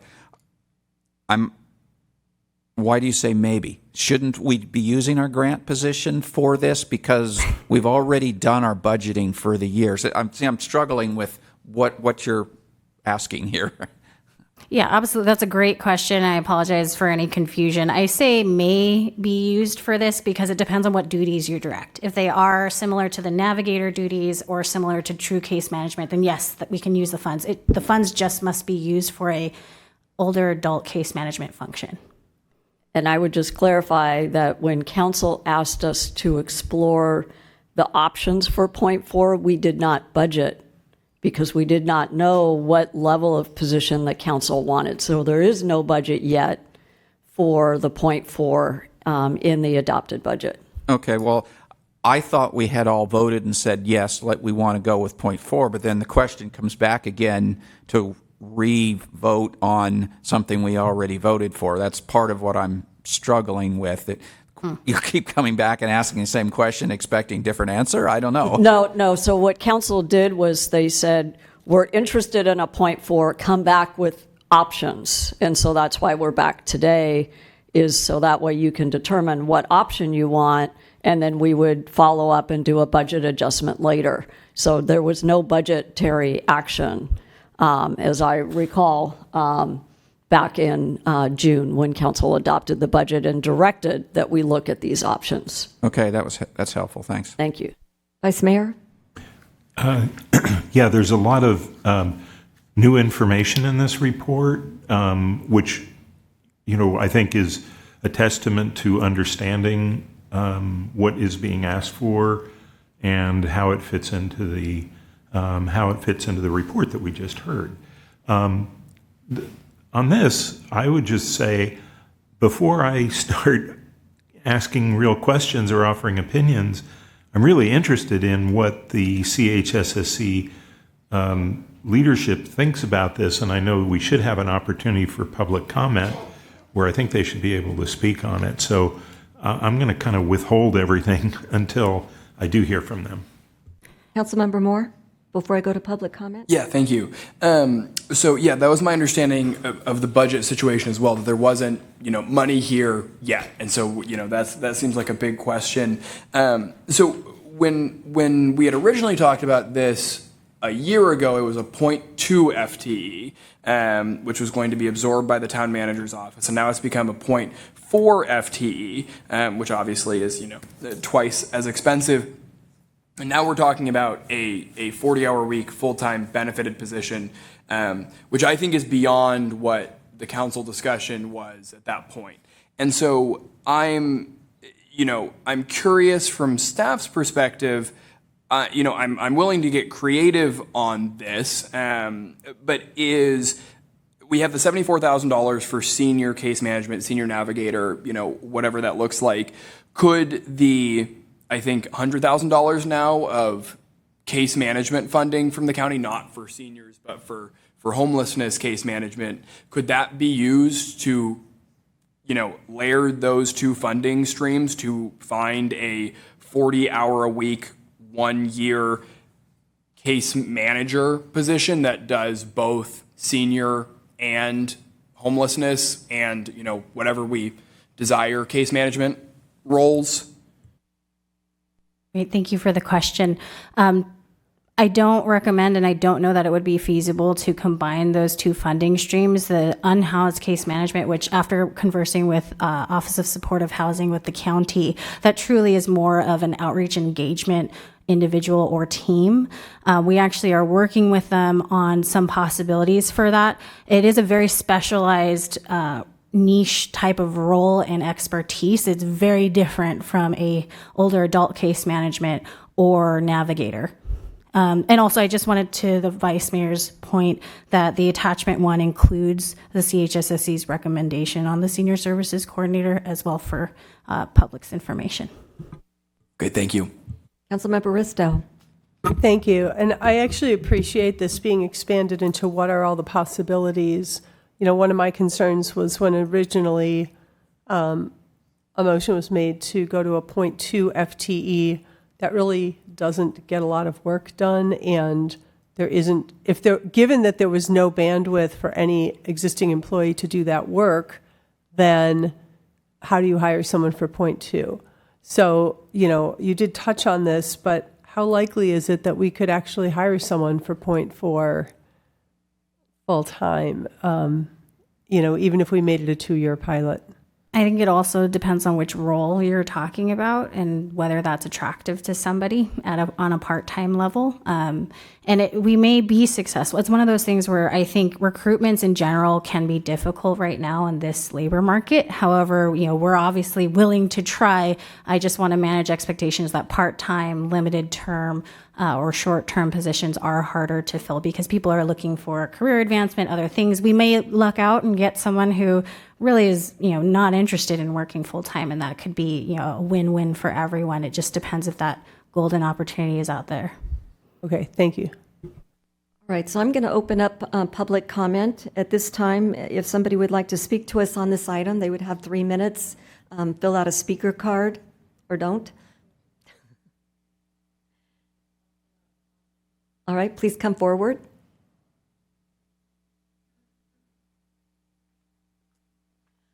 Thank you. Thank you. And just for the community members, my name is Eleanor Yick, and I'm the current chair of the CHSSC. First, I will say I was thrilled to see this in the packet because it's something that the CHSSC is really interested in seeing happening. I read through the various options that are listed here and had to do some thinking about it. I think you'll recall that actually in the annual report, there was a 1-page description of ideas that we were thinking of for this senior services coordinator, or whatever the title would turn out to be. And I see some of those in both option 1 and option 2. My immediate response, without thinking about it a little bit more, is much as Councilmember Hood has said, I would love this to come back to the CHSSC and have them have the opportunity to have a full discussion on these options that are listed here and see if we can reach consensus as a group as to which one we think would be the most valuable for us at this time. I can share with you some of my personal opinion is of the ones that are listed here, I personally like the second one, the administrative analyst, including the first one, because I think that's a doable position.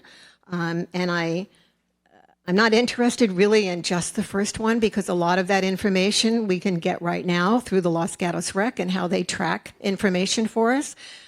This person, if they were an analyst, could take that a little bit further. How many are repeats, how many duplicate clicks, and all of those things that would give us much more information.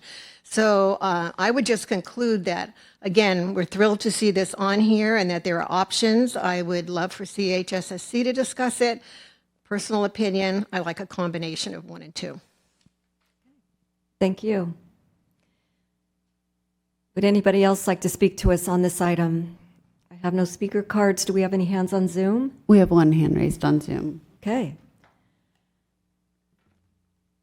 Lisanne? Hi, this is Lisanne from LGS Rec, and I just wanted to step in to make a comment. When Katie described the Navigator program, I do feel that that's something that our 55 plus office is doing on the daily. So we have a 55 plus office number, and we handle calls of all sorts of matter to that phone line, things about divorce, legal assistance, losing their housing insurance, this, that, and the other. And that's really what we use the hub for, is to then guide them to those resources. So back a year ago, when we had made a proposal to town council, what we were looking for was a 0.2 FTE case manager. And that was to help with the more complex cases that we weren't able to best assist people by pointing them in the right direction of resources. So I just wanted to reshare that information and some of the services that we are currently providing. Okay, thank you. Any questions? Seeing none, thank you. Last chance to speak to us on this item. See no one come forward, I'm going to close public comment and go back to my council members for comments, motion. Vice Mayor. Yeah, thank you. I think I'd be interested in hearing from other council members their views on this, but I also really respect the work of the CHSSC in bringing this idea forward and shaping it, and would be very much in favor of the CHSSC having another look at this before we take action on it. And I am kind of surprising myself because I've been chomping at the bit to get a senior coordinator here for more than 2 years. But I think that we will get a better decision with the input of the CHSSC. So I would be in favor of continuing this after their input. I would say that I think that it's been very helpful to have these bullet point of the job descriptions, and I think it's helped to sort out our thinking. So the way I see it, the first one is more about dealing with seniors, but in a sense of a very cursory way of pointing them to possible solutions. The second one opens up the coordination of the service providers that really isn't covered in the first one. And that, I think, is a critical need because of, as the word fragmented was used, we could call it, independent provision of services in this community, and that, it would be very helpful to be able to actually coordinate our various providers for efficiency, to understand, what their needs are in terms of financial needs, and having them work together in a cohesive way in serving our community. So those are very appealing. And the case management role, while it may be needed, it is on a much deeper level of engagement with our seniors, and I can understand why we would probably want to engage a separate professional services agency to provide that role. And mixing that with other responsibilities, I think, could get us into a mess. I mean, there could be some bad consequences of not doing that case management role with a proper professional training and supervision and things like that. And while we could hire somebody great, we also have to manage that person directly as a town. And I think that it would be a good idea to consider doing that. One other just last comment is that, when we first started talking about this idea, it was an idea ahead of its time, right? We kind of knew intuitively that we needed someone to coordinate, but we didn't really know what they would do, right? And then I think with the roadmap and with the report on the roadmap and the work on these job descriptions has really filled that out. And I think that it's very apparent that the need is there, and that we need to act on it and figure out how to get the right resources to support our older adults. Councilmember Rennie? So the other piece of it, and maybe I'm confused and misremembering, but I thought part of the point four's job was to help move the roadmap forward, that we wanted somebody, some more attention to that, and I don't see that listed here. Was there something, a separate role that we did that, or is that supposed to fall in here somewhere in these descriptions that I don't think I see it? And perhaps Councilmember Hughes has spent lots of time thinking about this, so I'd be interested in his opinion too. I am seeing a bullet point on page 3, so it kind of breaks from page 2. It is under option 2, I think. So I think some of that is there. So that's correct. Councilmember Moore? Thank you. Yeah. So Vice Mayor Hughes, you are right. I'm surprised that that you want to send this back to the CHSSC, but I'm totally open to that idea. I think that's fine. I think it might be helpful to put some level of parameters around this, because I don't think personally, I don't see a way in which we do this at full time. So I think it might be helpful to say that we have $74,000 or whatever that exact number is this year to spend on one of these options, and how is the best way for us to pilot this, because if we decided 2 years of a 0.4 FTE of an administrative assistant is best, you could do that with $74,000, or you could do an administrative analyst at 0.6 FTE for 1 year, right? So I think you could play around with that dollar amount and figure out what the best way to go about this. It's sounding like option 2 is most popular among folks, especially sounds like LGS Rec is providing some of option 1 here. So I don't know, I guess I'd be interested to hear what the CHSSC has to say between an admin analyst or contracting out for a senior case manager. But I think it would be helpful to discuss the money, because $47,000 for a 0.4 FTE is very, very different than $212,000 for a full-time position. And while it'd be great to do the full-time position, it'd be, I don't know where that money would come from. Councilmember Rennie? I'll say I thinking along the same lines, and I like the development of the idea. We're basically saying we really need somebody that's going to do this for 2 years, and if it's a full time for 2 years, we're now well over 400,000, of which we can subtract 74 off. But that's an awful lot of money for us to come up to. I would be willing to put something in addition to the 74. I wouldn't necessarily start at 74, but I can't see us affording 2 years of the full time, and particularly since I don't feel like we can afford it.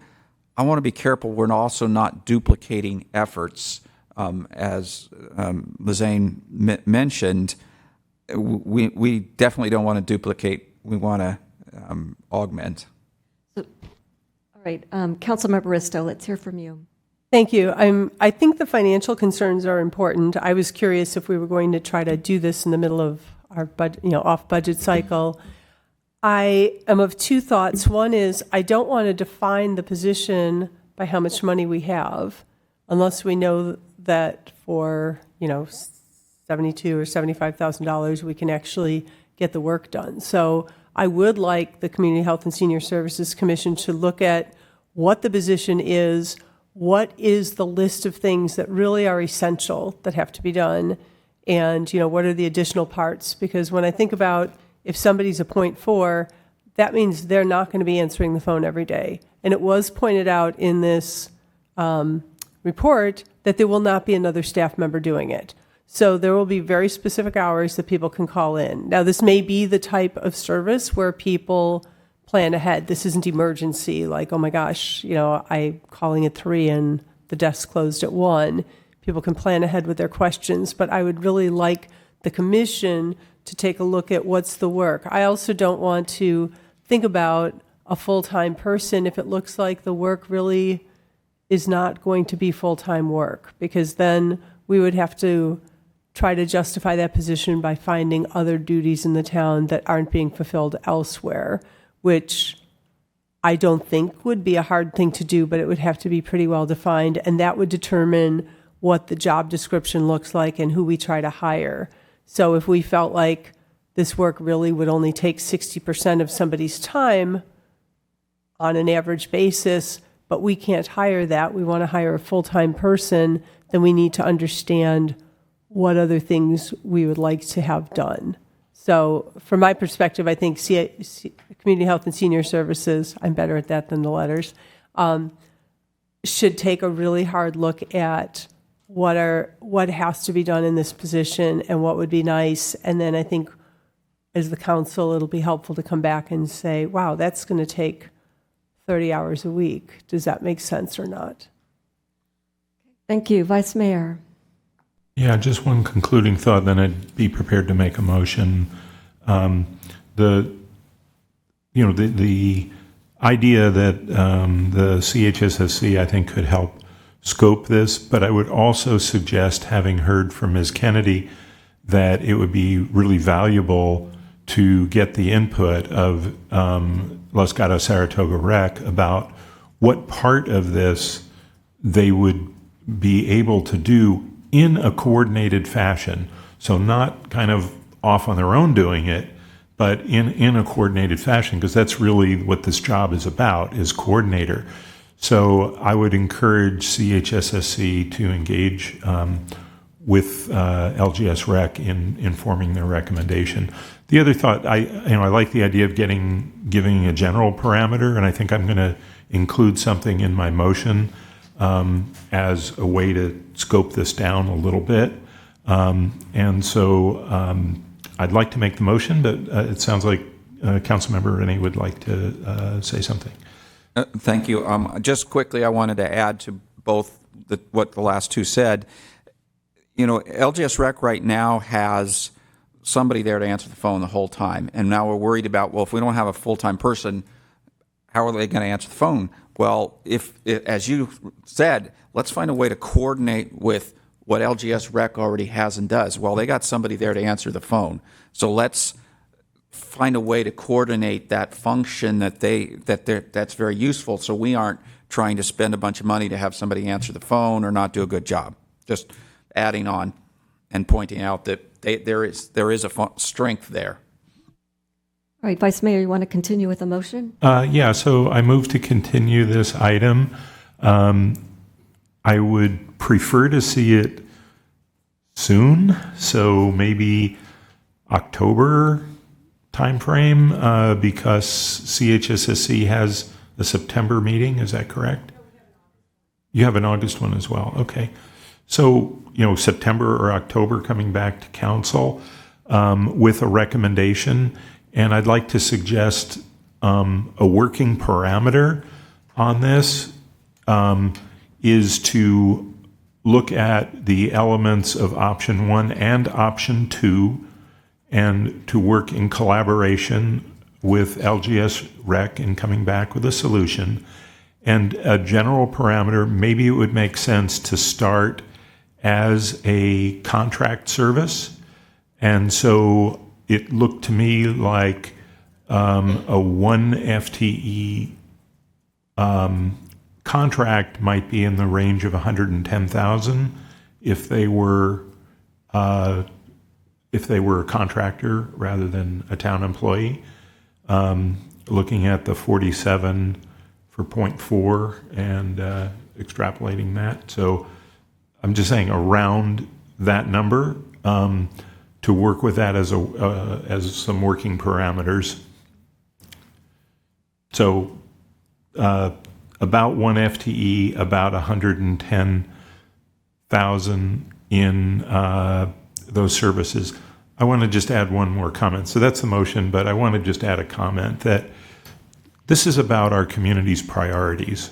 And yes, we missed the budget cycle in addressing this directly. We probably didn't have enough information. We hadn't worked it enough.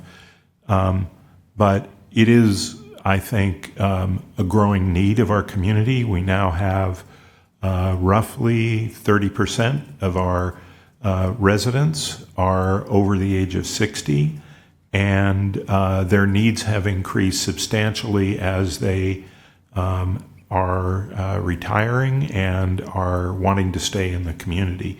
And we need to balance that, the very real significant population of older adults that we have in this community, with everything else that we're trying to do. And so, for instance, we recently appointed a parking coordinator. I think it was over $200,000 that we put into that. I know that we will probably need more police officers, and they're significantly more than that, and some of those might be related to the development that's coming down the line. So we're going to have some tough decisions, and we're probably going to need to look at well-defined revenue measures to support it. But I feel strongly that this coordinator reflects the priorities of our community and would urge us to move this forward.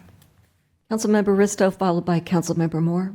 I'll second it. I do have a question for staff because I thought in the report the indication was whether the position is contracted out or not, the price for a full-time employee or contractor is expected to be about the same. So can you explain that, please? Yeah, so even if we contract out, likely if it is a full-time person that this other contracted out entity is going to need to hire, they will have to pay benefits, so you will have to consider that. Granted, perhaps it might be slightly less without the pension costs, but it still is going to be more expensive than just simply extrapolating out the part-time number.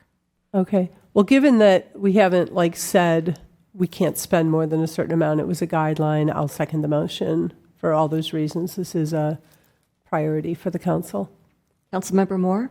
Thank you. Yeah, I mean, maybe it's just direction or a friendly amendment, but I think giving the CHSSC the other, sort of caveat to work with staff on the financial feasibility of this contractor position to better understand what the true cost would be, because I'm sharing that I don't think we can, and it sounds like Councilmember Rennie said the same thing, I don't think we can support a full-time FTE at $212,000, for over 2 years. I don't think we have the money to do that. So I think we would be doing ourselves a favor by upfront having the leadership of the CHSSC work with staff to understand what the cost would be and how much money we have to spend.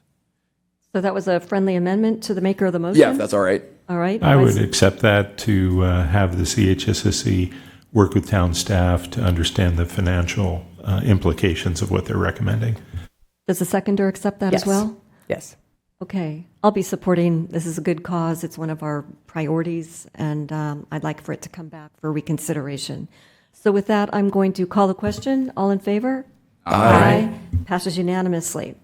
So it is 5 after 9. We have 3 more items number 20, 21, and 17. I suggest we take a 10-minute break and be back at 9:15.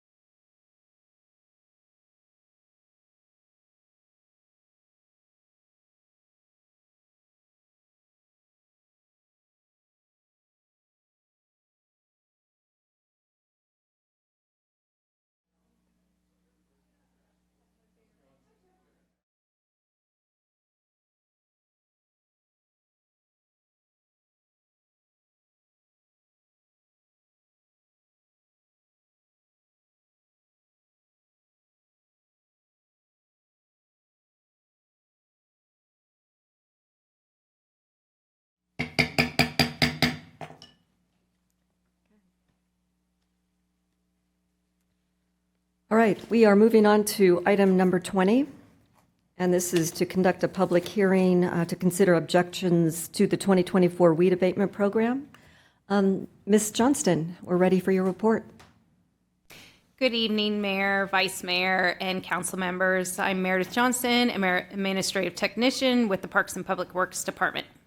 The town provides vegetation management to ensure the safety of the community, especially along the roadways. The need to protect the entire community means there is little room for exception to the weed abatement program. The item before you tonight includes 2 recommended actions. Conduct a public hearing to consider objections to the proposed assessment report charges and to adopt a resolution confirming the report and authorizing the collection of the assessment charges. The charges on the list reflect a few types of fees. All parcels that are in the program will be assessed $96 for the first inspection, even if they complied with the abating of their weeds this year. That's because once the property is placed in the program, they remain in the program for 3 consecutive years until they are removed. Until they're compliant for 3 consecutive years. Any additional fees beyond $96 can vary from additional inspections to administrative fees to abatement fees as described in the staff report. The addendum and desk item before you includes 2 protests in which the county has confirmed the parcels were in compliance and the charges are valid as the first inspections, as for the first inspection fee. In addition, we would like to inform you that 16060 Sierra Vista is being removed from this from the program as of today. They have been in the program for 3 consecutive years. This concludes my report, and I'm happy to answer any questions along with Mo Kumar, who is here with us tonight from Weed Abatement, Santa Clara County. So I have a question for you. So this particular objection that we are receiving tonight as part of this agenda item, would that be the first or the second year of this particular location being subject to the program? Is it new to the program? It's got to be. I'll pass this question over to Mo. Okay.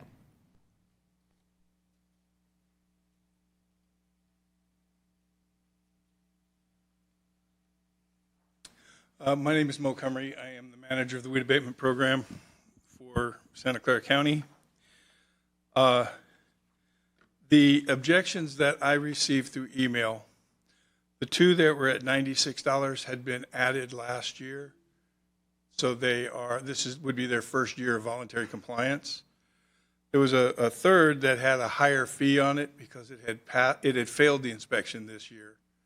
So I had 3 objections plus 1 that we removed. You have 2 objections and then 1 that you're removed. So that the 3rd communication I sent you today for our today's desk item was a second communication from parcel number. Let me gather that for you real quick. So parcel number 4015021. So there was 2 communications from that parcel.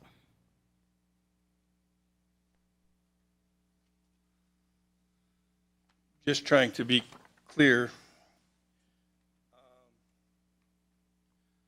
I had received information about 537-28005. That is correct. 409-15021. That is correct. So we received 2 communications, 1 on Friday and 1 today. Or maybe that I thought I had 1 more. I guess that's correct. Okay. So that's what we have there. I apologize for the misunderstanding. I did this this is my 12th hearing this season, just in the last couple of weeks, so I can confuse the numbers a little bit. No, that's okay. That's a lot of hearings. So thank you for being present tonight. Any questions, Vice Mayor? I had a question about the Wedgwood 17631, which is it's the no number on Wedgwood, 409-08-001. That's a railroad parcel. Right. And so my question for whoever can help is, what's happening with the railroad? Are they aware of this? That's our highest amount. Are they being responsive? Or are they treating this as a cost of doing business? But we do it for a reason, because it represents a significant danger to residents. So I'm interested in what's the response of that corporate entity that owns that property. Well, I've been doing this for the county for 18 years. During that time, the railroad has not been responsive to many of their properties. They generally will be assessed overall for the entire railroad well into the six figures. Okay, and do you recall how long this particular parcel has had an issue? No, I not for this one in particular. I can get that information and report that back to you if you'd like. So I would be interested, because maybe the fine isn't large enough for a corporate entity. Can I respond to that real quick? These are not fines. I'm sorry. These are all cost recovery fees. I am not Right. allowed to fine anyone. Right. I can only recover my costs. So whether or not it would be helpful to have a higher figure, I can't charge that, because I can only charge what it costs us to perform the services. Okay. Well, maybe there's some other enforcement mechanism, because this is, really a safety issue for our residents. And that's not in a faraway location. There's a lot of residents around Wedgwood, some multifamily, quite a few, actually. So I'd be interested in following up on that one. Any further questions for staff or for Mo? Councilmember Bristow. Thank you. I guess along those same lines, I'm just curious, the Laurel property, which does not have an address, 510-41-068, is that a public entity or a private property? I'm sorry, what number was that again? The parcel number is 510-41-068, and it's Laurel without an address. That's a privately owned parcel, but it is most likely undeveloped and therefore doesn't have an address. Okay, thank you. Okay. Any further questions? Seeing none? Thank you. All right, I'm going to open it up for public comment. And if you'd like to come forward, please fill out a speaker card. And I can call you, I'll have you come up first, sir, with your hand up. But please identify yourself and fill out a speaker card. And you'll have 3 minutes. I can take the speaker card. Thank you. Podium here. Get started for 3 minutes. Thank you. Thank you for all you being here and missing the Olympics. I live on 15769 Shady Lane, and it's a 20-acre parcel. And I have maintained the weed abatement every year for 25 years. The April 30th deadline is, I think, a little bit difficult to meet. First off, the return reply form states April 30th as the start date for the minimum fire safety standards date, and the TRA 30 notice to destroy form states April 15th. How was this date determined? Neither of these dates are realistic for Los Gatos, I believe. Fire risk is a probability based on weather, previous fire history, fuel, soil, moisture, and ignition sources. Los Gatos is an urban fire region and also has a very low lightning probability.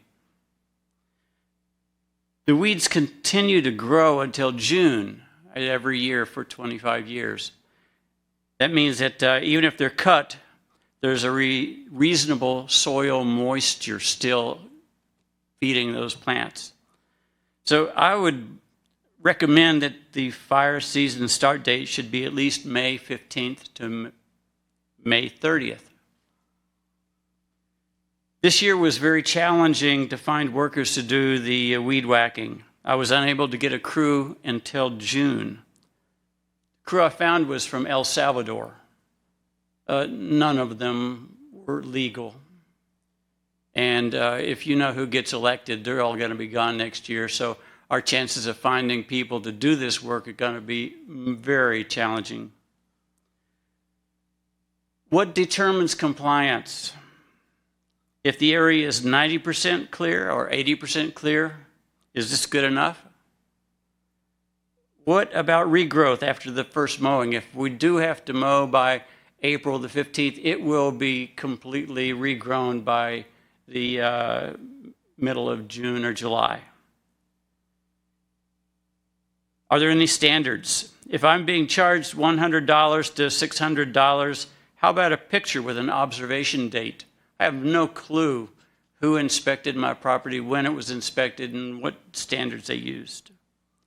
Also, I have a 40-foot riparian dedication to the town along Shady Lane. How should this be handled?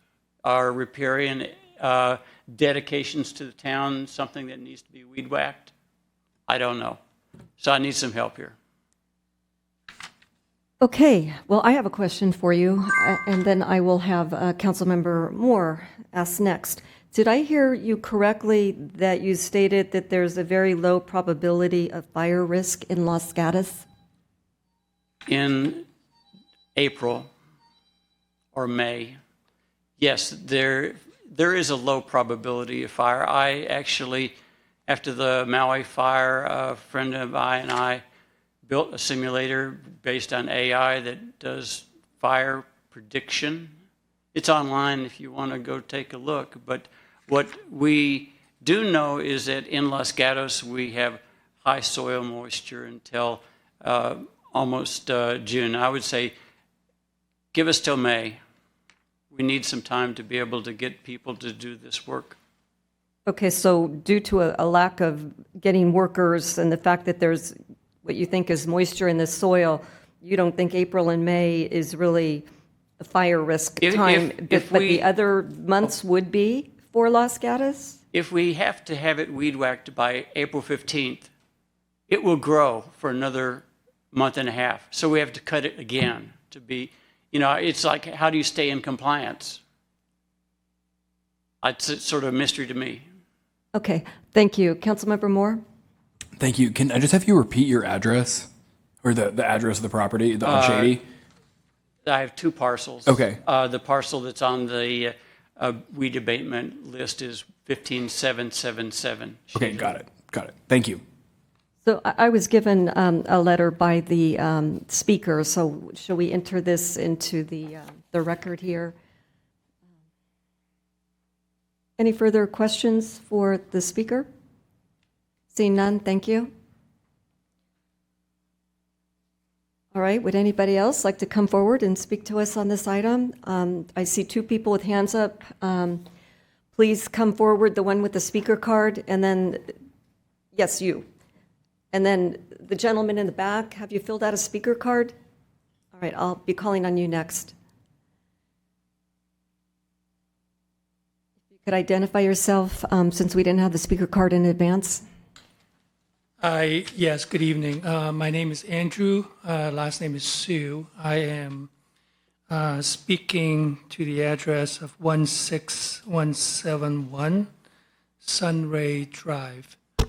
And that's parcel number 424-19-070. So I have been receiving letters because on this parcel, I actually have a half my lot is actually open field, so I do have wheat growing because that part of my parcel is not developed. So I do also second to the previous gentleman's concern about the timing of the inspection, because a lot of the weeds are growing rapidly when we have moisture, and they do grow and they continue to grow until they go dormant, and usually it's when the rain stops. And it is very, very difficult, even though that between myself and my tenant, we have actually tried very hard, and I actually have proof on my cell phone on all the text exchange with my tenant that we really, really try to comply. But there's a reason why we call these weeds, because they do grow and until they go dormant. And that would be the right time for us to cut it because they don't grow back after they go dormant. And that's probably the timeline for that is probably more appropriate in May, like the previous gentleman suggested. So that's my first point. The second one is when I called the county and finally was able to talk to Maddie this morning, is when I talked to her, it was from her that it was less of a concern of that open field on the weeds because we do trim them down. And one of the new item that she pointed out was actually my tenant actually grow these ivy look-like plant, and the ivy tends to climb on the wall of the home, and they actually climb and actually get very close to the eave of the house. And so that part of it is brand new. I did not know there was a concern with ivy actually growing. And that's a live plant, by the way. And I don't know and why I would be, also get fined for that. So that's those are my concerns. Okay, and can you just confirm what parcel number, or are you the one that had the letter on Mulberry Drive? It wasn't quite clear to me which you're speaking to. I'm the landlord of the house, and my tenant actually lives there for the last 10 years. Okay. All right, thank you. Our next speaker is John Bierle. I apologize if I'm not pronouncing it correctly.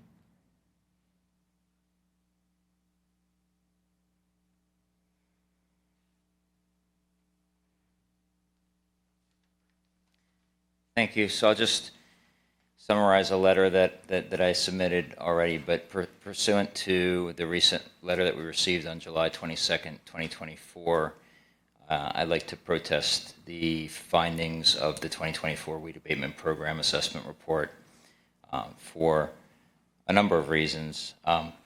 First, our home was under construction at the time of the inspection, and the parcel was fenced off at the street. Since we were not residing at the property at the time, the construction crew had been tasked with keeping the grass trimmed to an appropriate height during the course of construction, and they've been doing that. Unfortunately, the inspection was conducted in the spring following several months of unusually heavy rainfall, and vegetation throughout the county was growing at an accelerated rate. Hence, although the grass had been cut within the past 2 weeks, it had grown tall again by the time of the inspection. The second point that I wanted to make was that the inspection occurred on May 9th, 2023, and since we purchased the house and moved to Los Gatos, we were not necessarily aware that there was such a thing as a weed abatement program, and it remains a little confusing to me. The notice that I received regarding the public hearing letter stated that on December 5th, 2023, the Town Council authorized the initiation of the annual weed abatement program. Maybe that's something you do every year, but it was unclear to me how I could be cited for something that occurred 8-9 months before the Town Council initiated the program. But maybe I'm just misunderstanding that. Thirdly, if there is a concern regarding the height of the grass on the property, I personally would rather receive a letter asking me to address it rather than the first correspondence being in the form of being placed in a weed abatement program for a course of 3 years with mandatory fees and inspections and so forth. It seems to fly in the face of common sense and basic fairness, leaving homeowners feeling somewhat blindsided with no opportunity to correct the issue prior to being assessed charges and being placed on a correction plan. The other thing that I would just like to point out is that the program states that the county is attempting to protect the community from fire. And although I agree that this is a noble cause and really important in California, any 10-minute drive along a highway or local road will show many acres of weeds that have been unattended and grow as high as 6-7 feet in the air. I included a few pictures of those for the council to consider, but I think we can all just take a drive along any street and observe that. So those are the points I'd like to make, and I request to be removed from the program if you see fit. Okay, thank you. Any questions for the speaker? See none, thank you. Right, would anybody else like to speak to us on this item? See no one come forward. Any hands on Zoom? Yes, we have one hand on Zoom. Sandra?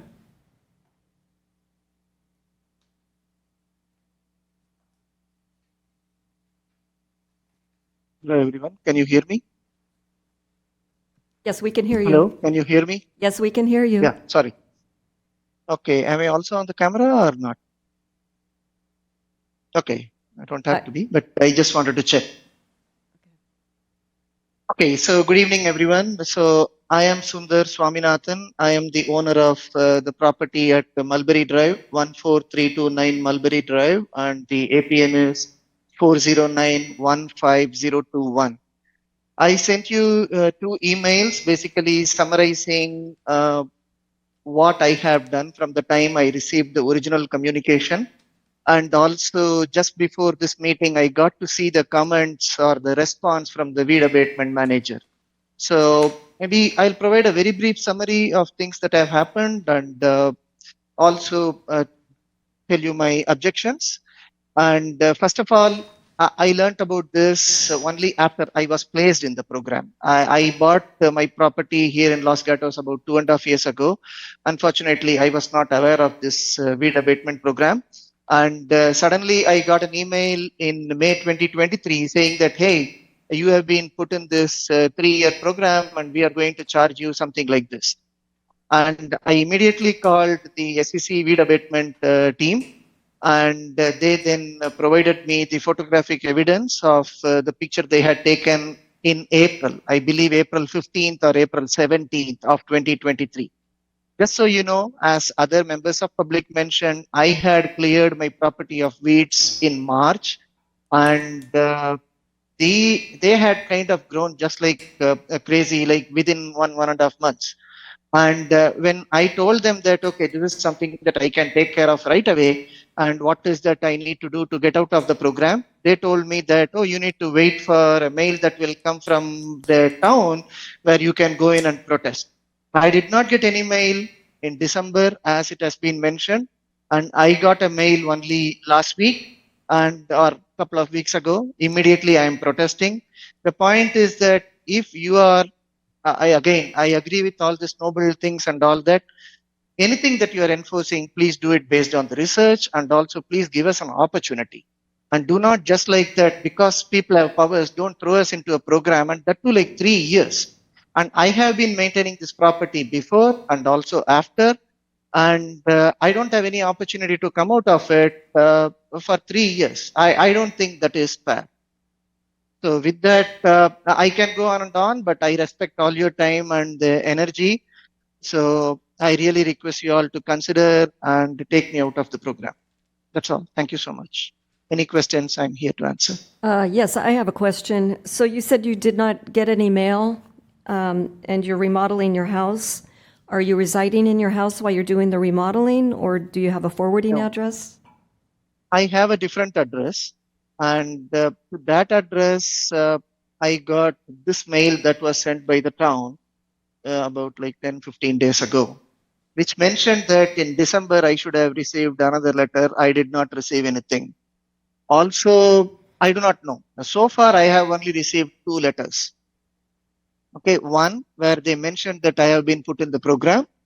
And the second one is when I was given this opportunity to protest. So when I checked with the weed abatement team, they said, oh, you lost your protest opportunity because we sent you a letter in December. You had an opportunity to protest in January. If I knew it, I would have definitely come here to protest. Okay, thank you. All right, thank you, sir. Would anybody else like to speak to us on this item? Any further hands on Zoom? There are no hands raised on Zoom. All right, I'm going to close public comment and go back to my council members for discussion, comments, motion. Councilmember Rennie. I think the first thing would be to ask staff to review the process for us that we have to go through. Why the April 15th deadline? I think there's a whole bunch of timelines that add up and forced us to that date. But I think it would be useful to let the protesters understand why we have the dates we do. Again, Mo Cumry, Weed Abatement Manager. The dates throughout the county are set differently based on geography and moisture content, and they're all set in consultation with the fire department. We work to find the most appropriate date for the worst possible year. We have drought years, we dry out a lot faster. If we were to set a date, for example, in mid-May, we have drought years, we're going to have serious fire hazards before we can legally go out and address those issues. The date has not changed in the 18 years that I have been doing this. It has been the same date here and in Montecito. Both of you use that date. The unincorporated county is actually April 1st. Others a little bit later, and some, including Milpitas, Santa Clara, and Campbell, that are March 1st. Different jurisdictions have different reasons for wanting the work done earlier. I understand the East Hills dry faster and should be earlier. But those dates can be adjusted. That's part of what we do here in the earlier part of this. This is the third step in a three-step process. The first step was that this council declared weeds, brush, and rubbish a public nuisance. They set a public hearing that took place in January. We mailed to every property on the list within the town limits, a notice that consisted of 4 documents. The legal notice, which is the notice to destroy, which told them of the public hearing that was taking place in January, where they could contest inclusion in the program. Any property that was found to be non-compliant during the fire season but was not already through a public hearing process is sent a letter informing them that we intend to add them. Then they're sent the notice to the public hearing. They have an opportunity to go to that public hearing to be removed prior to anyone inspecting their property again or any work being done, and absolutely before any fees are assessed against the property. So those were sent to everyone on the list. Whether people got them or not, I have no way of knowing for sure, just that they were required to send them by first-class mail. The appropriate time to discuss inclusion in the program was actually in the January hearing. Every property on the list can contest every year if they choose. We don't limit it to just that first year. So properties that have been on the program for 2 years can come in January and protest and say, I should.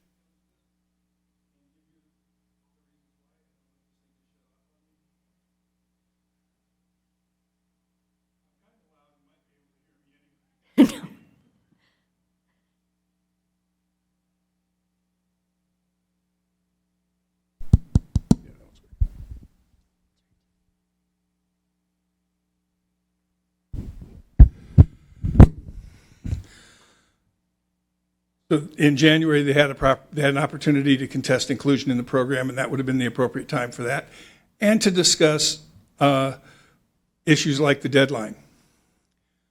Once that hearing concluded, the council approved the list and authorized us to perform the inspections, and we are required to then go conduct those inspections. These, again, are cost recovery fees. We are not charging fines to anyone. This is not going out and saying, you're bad and we're going to make it as terrible for you as possible. We inspect the properties. We are fully cost recovery, so we have to charge for the inspections, and we have to charge for work order processing and all of the other things that take place there. But nobody is charged a penny until they've had an opportunity to come before you and contest their inclusion. and they can get that same opportunity every year. Now, the hearing here today is just about the fees. Two follow-ups on. So you're saying January is the appropriate time. So at least one or two of the protesters were concerned about having to be on the list for 3 years. That would be the time to be asking for an exception. I've been on it for 2. Can I get off for the 3rd kind of thing? Yes, the one that was on Zoom, by the way, that one, the issue was high grass along a driveway that you can't really see the house from the street, but along the driveway there was high grass, that was significantly high grass. That person is currently doing some work on the driveway. If that driveway is completed to eliminate the grass growing in that area, then they could contact us and request what we call the build and landscape exemption, saying, I know it hasn't been 3 years, but there's no way grass is going to grow now. This is concrete. In those cases, we'll remove those properties because I don't want to waste my time looking at a piece of concrete. I would rather go out and find properties that are legitimately an issue that need to be resolved. Others that do build in landscaping, they're doing in construction, also have the ability to contact us after their construction is complete to say, hey, I built in landscape. Is this sufficient? We'll do an inspection at no cost to the property owner and identify if it meets that requirement. So it can be removed early for those reasons. The 3 years is, historically, we have found that if we remove someone before the 3-year cycle, they're more likely to fall back onto the program at a later date. 3-year cycle seems to promote a habit, and those properties begin to remain compliant. Our total list for the county is approximately 2,100 properties when you consider that there are a little over 500,000 individual parcels in the county. That's actually a pretty small portion of the county that ends up on this list. And then the other follow-up part of it was, in picking the April 15th date, I assume, on April 16th, you say they're not compliant. Now you got to go do the work, but it's going to take you some time to get to all the properties that were non-compliant, and that's let's say it's a dry year. That's a longer period of time that we're dangerous then, right? Yes. There's also, when we go out in April to look at the property and we find it to be non-compliant, a notice is sent to the property owner giving them an opportunity to take care of it before it gets in the hand of our contractor. We generally give 15 days. We are having a change in our policy as far as properties with dwellings on them. If we find them to be non-compliant, we're sending that same 15 days, but we're asking the property owner to grant consent to enter it should they not comply. If they fail to do so, we will go and seek a warrant. We used to just do the work. The state says it's okay in the California Health and Safety Code that we can do that, but we find we would prefer to be more protective of the citizens, so we now will send them a form with a barcode on it. They can go and fill out a consent form, which would prevent them from getting any additional fees for additional inspection or warrant costs. But the work still has to get done. If it's not done within that period of time, we will send a contractor out to do it, and they'll be charged that plus additional administrative fees. So it sounds like the earliest you're going to get to doing it is somewhere in mid-May, when we're definitely getting pretty dry by then. The earliest we could possibly do it would be at the beginning of May. Okay, thank you. Vice Mayor. I had a question, since we're in the mode of learning a little bit more tonight. We had 2 properties that were over $4,000, and then it jumped down to like $600 and something. How do you get to $4,700? Is it based on the acreage? It's based on, let's talk about the railroad property in particular, it's based on square footage. We don't do any spraying, everything's done mechanically, so we're either doing it with a tractor or we're doing it by hand. Railroad properties, tractor's not appropriate because of the tracks and such. So we have people there with weed whackers. We charge, I believe that the contractor charges me $5.79 per 100 square feet. I charge that exact amount to the property, plus an administrative charge, which is documented, provided to all of the property owners, and I believe that was $898, as that's an administrative fee to the county, because now we have to administer with the contractor and so on, to cover our costs for those things.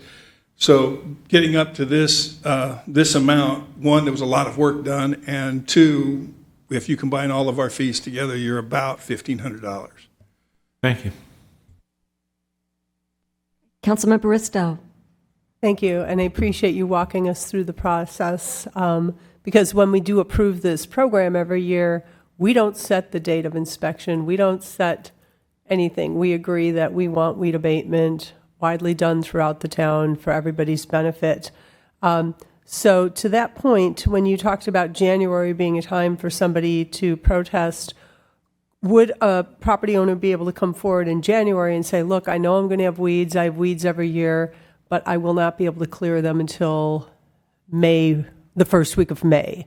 Would they be able to come forward at a meeting and say that? And would they be given some leeway for their first inspection, or do they always have to be ready by April 15th regardless? Well, they can come forward and request an extension at any time prior to the deadline. So something could happen, a tractor could break, a mower could break, whatever it is.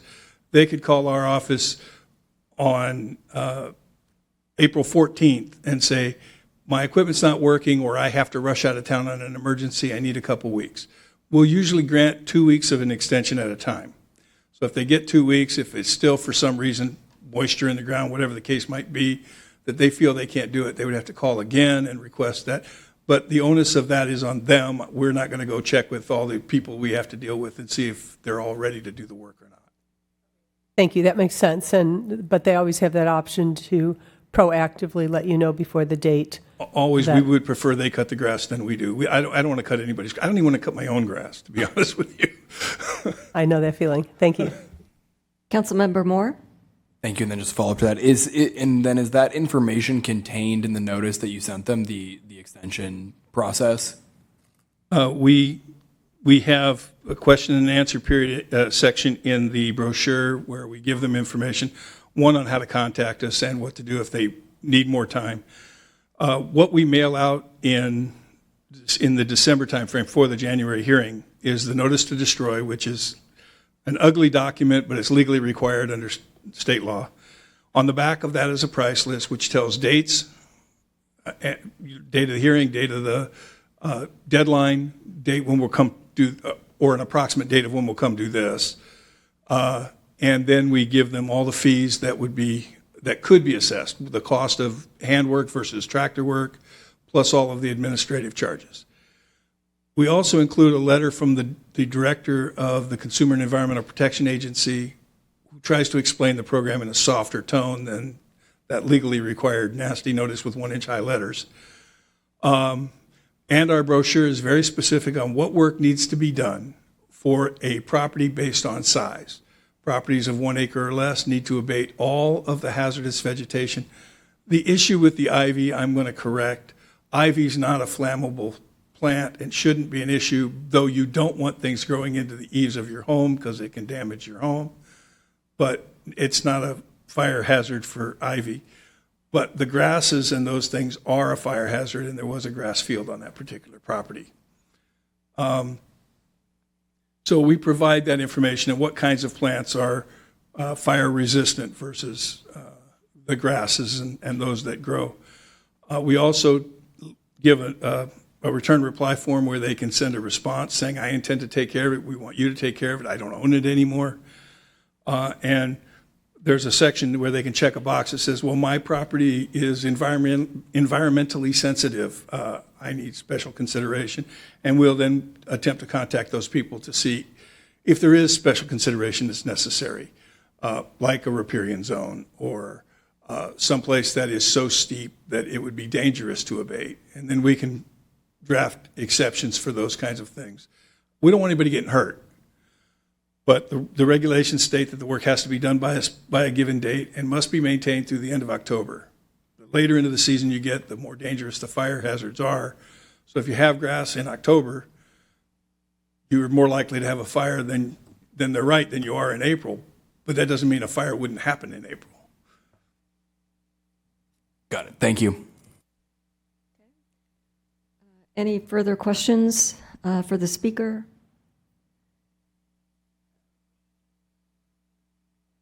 I'm sorry, we closed public comment. Council members, do you have any comments, motions?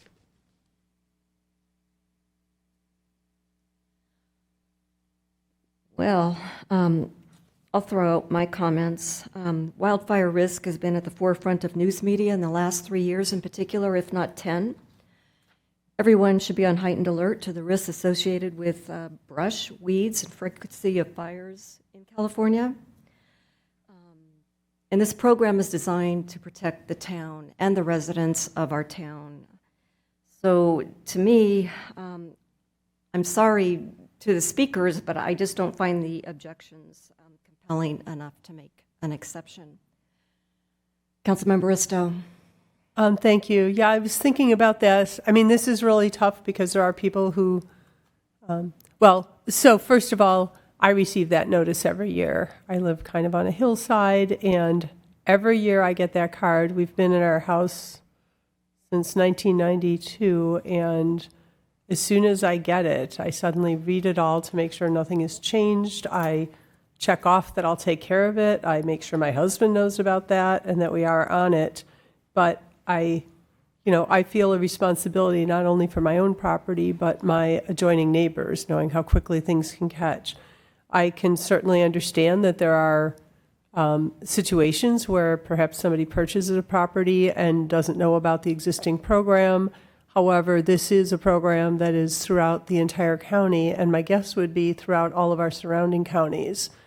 And given the seriousness of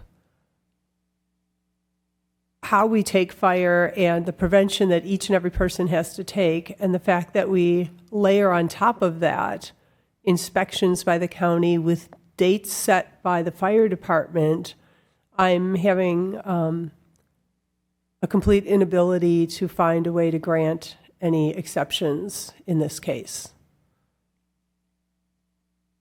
Councilmember Rennie. I would add on to that, that again, it sounds like January is the right time for residents to really ask to not be on the program anymore, if that's your concern. Particularly because once the inspection's done, somebody's got to pay the county, and I'm not sure why the taxpayers of Los Gatos should pay for people's inspection who haven't followed the program correctly. So I also have trouble granting exceptions at this time. Councilmember Moore. And I'll just share that, I feel similarly that because this is just a cost recovery, I think it's only fair. I'll go ahead and try a motion, and Ms. Johnson, you might need to correct me, but I move to adopt a resolution confirming the report and authorizing collection of the assessment charges with exception to the parcel you indicated earlier today. That is correct. So 16060 Cerro Vista is being removed from the program as of today. Okay, so I think my motion's clear then with that clarification. So I will look for a second. Councilmember Isto? I'll second the motion. All right, I will call the question. All in favor? Aye. Passes unanimously. Okay, we're going to be moving on to item number 21. This is an agenda item on next steps for potential revisions to the town's objective design standards. Welcome, Mr. Mullen. We look forward to your report. Thank you, and good evening, Mayor, Vice Mayor, and council members. On February 13th, the council discussed its strategic priorities and added an update to the town's objective design standards. Adoption of the objective standards in 2022 was the culmination of a 3-year effort involving the council, planning commission, subcommittee, and the Los Gatos community. Planning staff led the effort and worked with our consultant M Group to develop these standards. Following council's discussion on May 7th of this year, council provided direction to staff to approach M Group and ask for a proposal to work on additional standards related to view standards, architectural styles, and high-quality building design. The council also asked M Group to speak to their experience in developing standards for these topics. M Group's response and proposal is included as attachment 2 to your staff report. The staff report provides some questions that may help guide your discussion this evening, and this concludes my presentation, and staff is available to support your discussion. Thank you. Questions for Mr. Mullen? See none. Thank you. I'm going to go ahead and open public comment. I have no speaker cards. Are there any speakers on Zoom? There's no one on Zoom. Okay, I will close public comment, and I will go back to my council members for questions. Councilmember Moore? Thank you, Mayor. A couple different questions. So I think I asked some version of this last time we talked about this, but do we have a sense of just generally how the objective standards are working, how often they're being kind of utilized in their current form? Thank you for that question. The staff report points out that as of the drafting of the report, 9 projects have had the objective standards applied to them. I believe all of them being projects being considered under SB 330 and density bonus law or some form of another state law. Many of those projects have attempted to adhere to the objective standards, and where they have not been able to, they've requested waivers through density bonus law to not have to meet those standards. Okay, great. And then a follow-up question on that, probably for our town attorney. I know there's discussion about this right now and we're still kind of figuring it out, but what is the current understanding of using waivers on our objective standards? So it's going to come down to whether an applicant is, and all of this is very much in flux, but as of today, we're really going to have to hone in on whether an applicant is relying on the density bonus law or the state builder's remedy, because the density bonus law does authorize an applicant to seek a waiver of a standard that would preclude construction of the project as proposed. Vice Mayor? Yeah, I had 2 questions on that. How far has that gotten in the courts, and how definitive is it that essentially we're being told that objective standards are worthless? The primary density bonus case came out of San Diego, and it was Bankers Hill, and that is really the only precedent that the town has access to right now. That was decided in a different district, so there is the potential for a city in a different district to revisit that issue. But right now, that's the main precedent that the town has access to. And this might be more a question for the consultants who are working in a lot of municipalities, but there are a great number of municipalities that are working on objective standards. Given that this is still in process in the courts, I would be interested in the opinion about whether this exercise is worthless, given the fact that there are not that very many court cases and many other jurisdictions are investing in objective standards. In my opinion, it's definitely not worthless because there are cases that will probably come up in the next year or so that will probably elaborate on that Bankers Hill decision. Thank you. I had a second question, which when the work on objective standards was started a long time ago on the Planning Commission, I was still on the Planning Commission, it included objective standards for single-family residential as well as what we've now focused on, which is the multi-unit. With the most recent revision of the housing element, that is opening up small multi-unit, potentially in many locations across the town. Do these standards apply to the small multi-unit that's called for in our current housing element, which could be thousands of units? Thank you for that question. I can start, and if I miss something, then the planning director can jump in. The current multifamily objective design standards would apply to projects with 3 units or more, which would classify as a multifamily project. Okay, and just as a follow-up, has the consideration of these standards really looked at that small multi-unit, which was really not a factor until we recently passed the housing element? Is that, when I say it isn't really a factor, yes, we had the category, but the numbers were, very modest and reflective of our goals of having 150, but we've literally allowed for the upzoning of thousands of these units in town. And so have we really looked at these standards from the perspective of how they address small multi-unit at the scale that we have? Thank you for that question. The current objective standards didn't contemplate necessarily the small units that you're speaking of, not specifically. They were more general in nature. Okay, thank you. Councilmember Risto. Thank you. I have a question for Sean. When you talked about that we have some proposals coming forward where there might be some objective standards where the applicant couldn't comply with them, can you give me an example of what type of standards we're hitting up against? Are they the same across the different projects? Thank you for that question. I'm not sure that there's something that's jumping out that's consistent among the projects. We've had anything from, I'm managing 2 of them. One of them is waiving the public, or the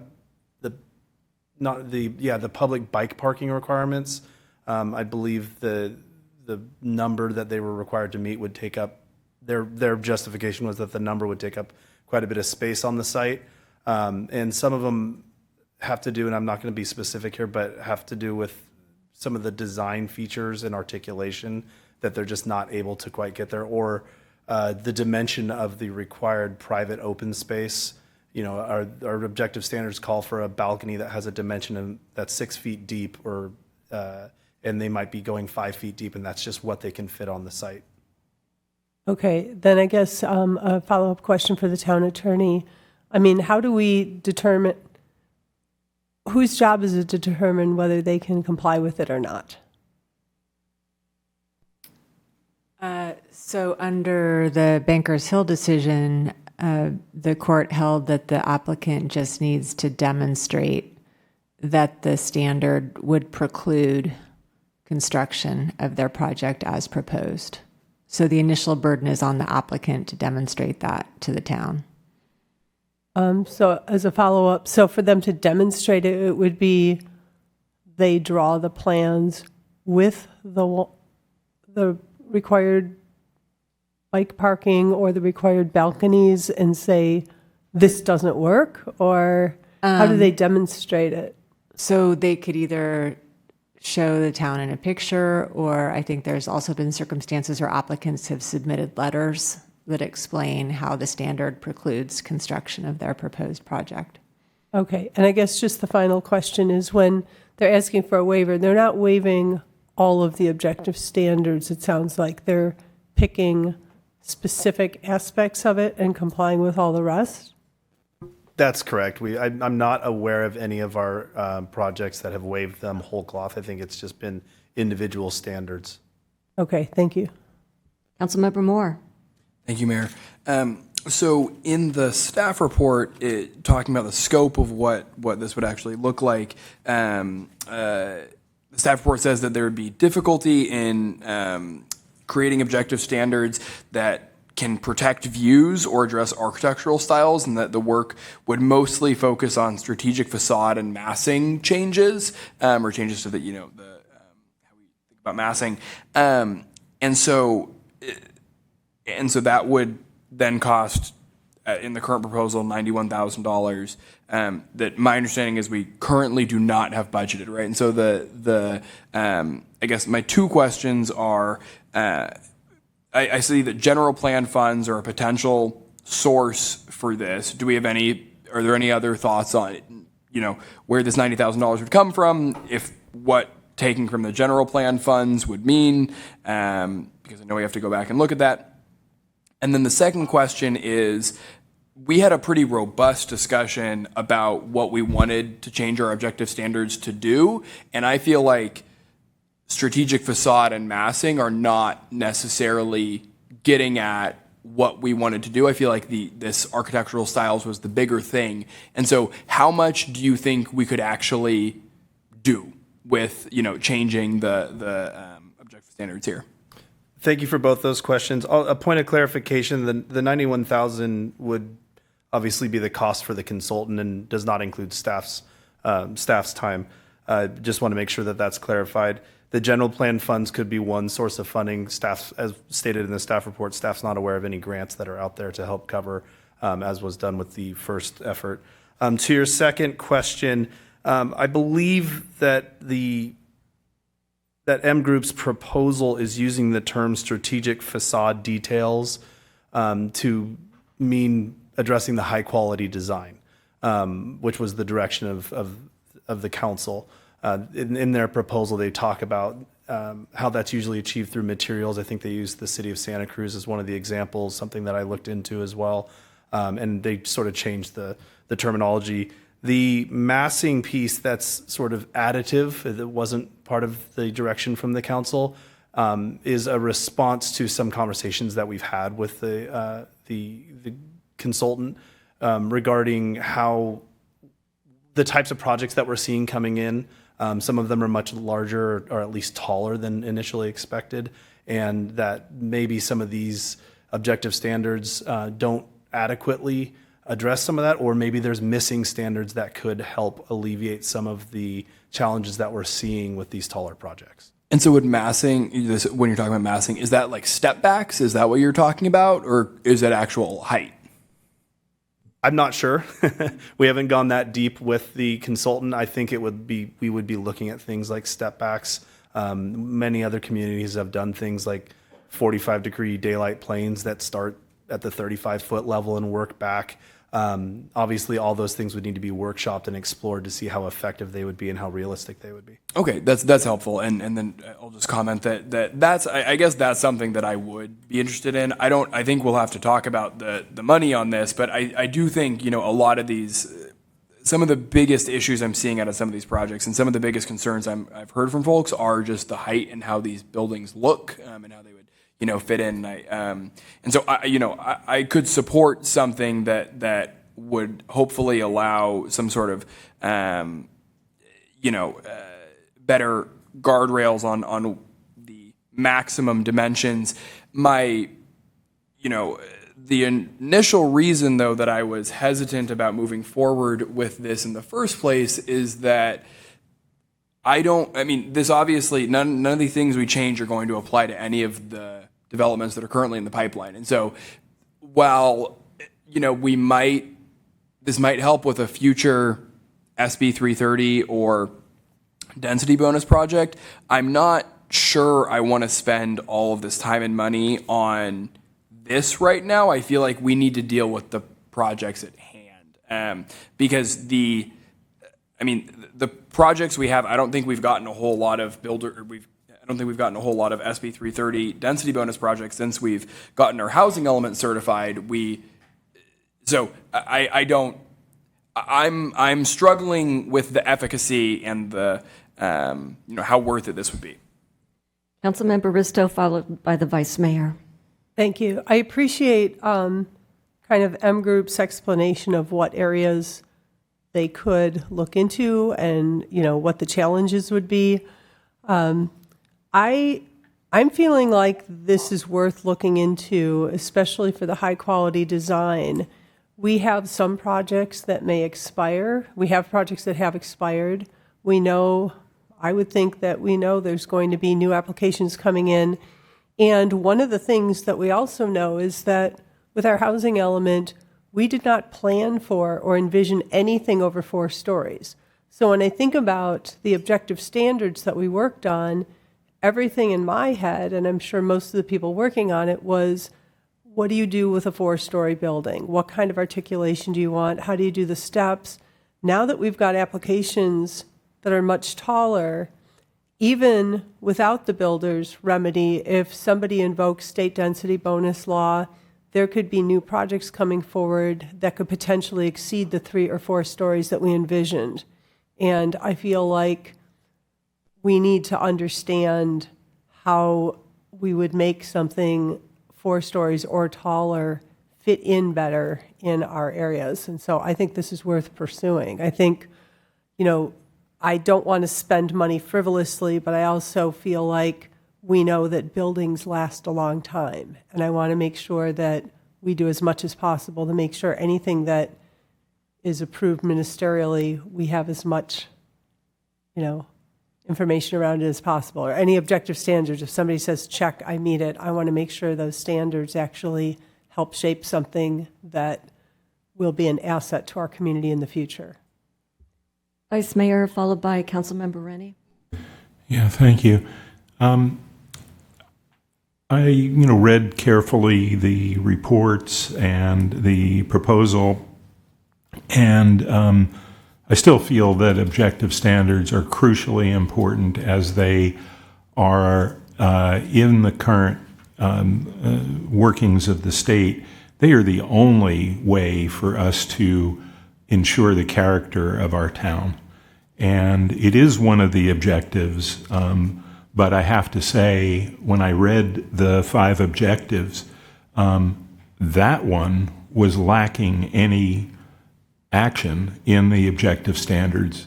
When I say that one, I mean the one that says that standards can be used to ensure the character of the town.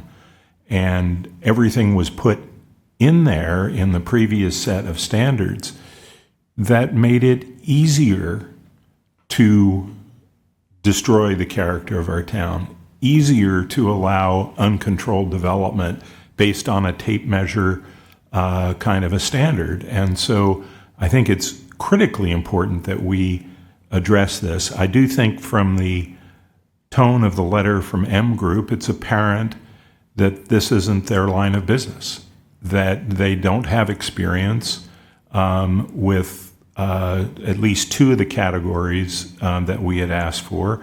And when I say that, I think because they didn't bring forth any examples of cities other than the 5 or 6 that I brought forward at the last committee meeting. So, I don't know if they've done other work, but it's certainly not apparent from their proposal that they have worked on anything other than what I call tape measure standards.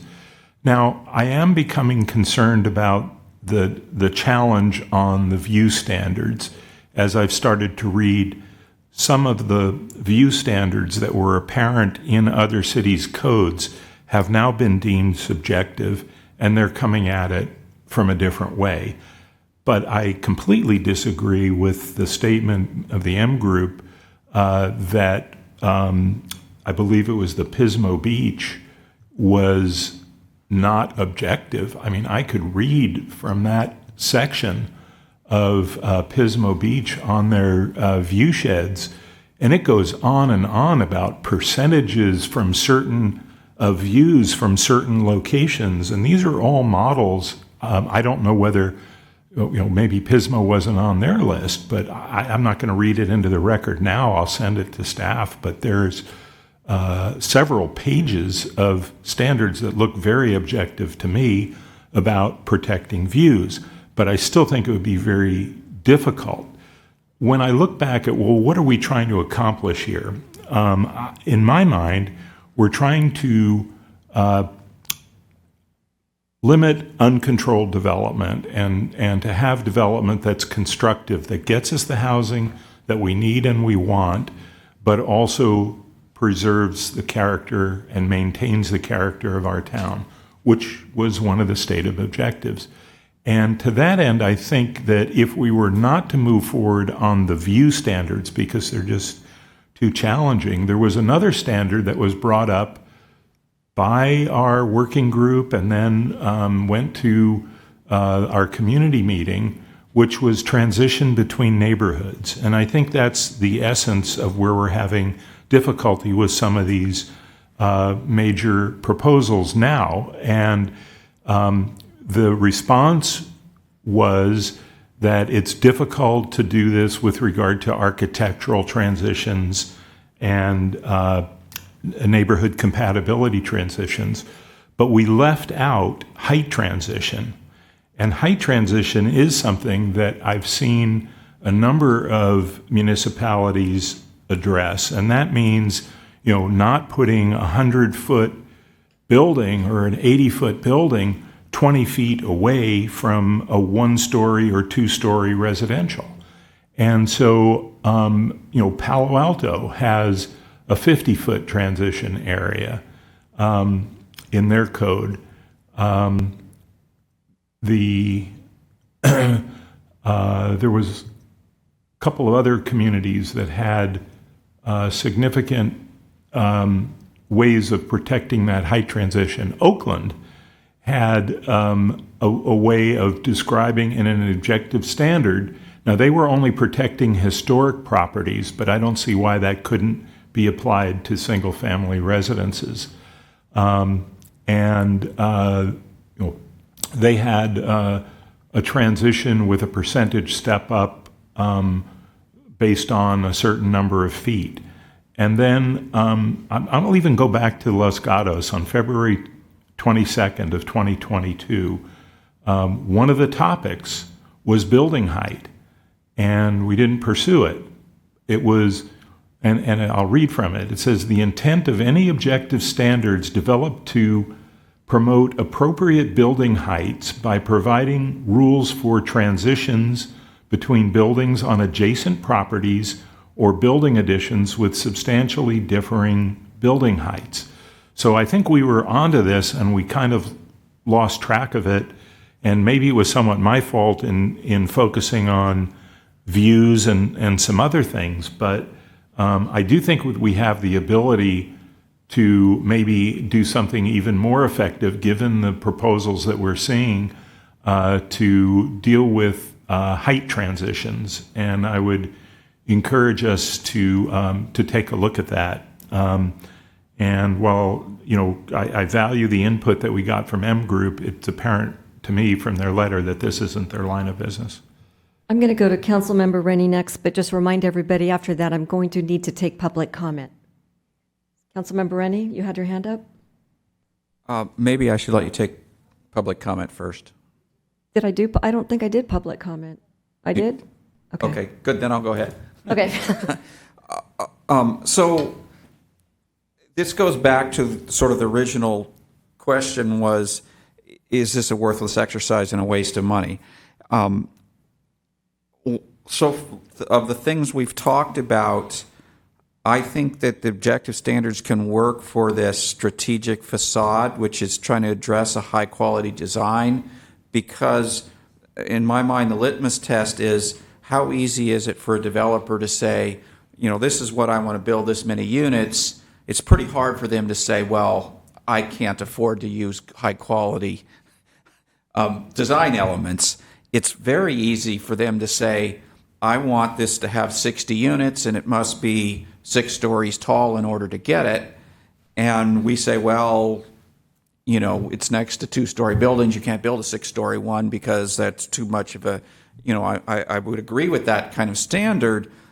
But with density bonus law, it's way too easy for them to just ask for a waiver. And it seems way too easy to me that we couldn't deny that waiver, because how are they going to get their 60 units on, let's take the 101 Blossom Hill example, right? They want 62 units in a 6-story building. I wanted to counsel the council.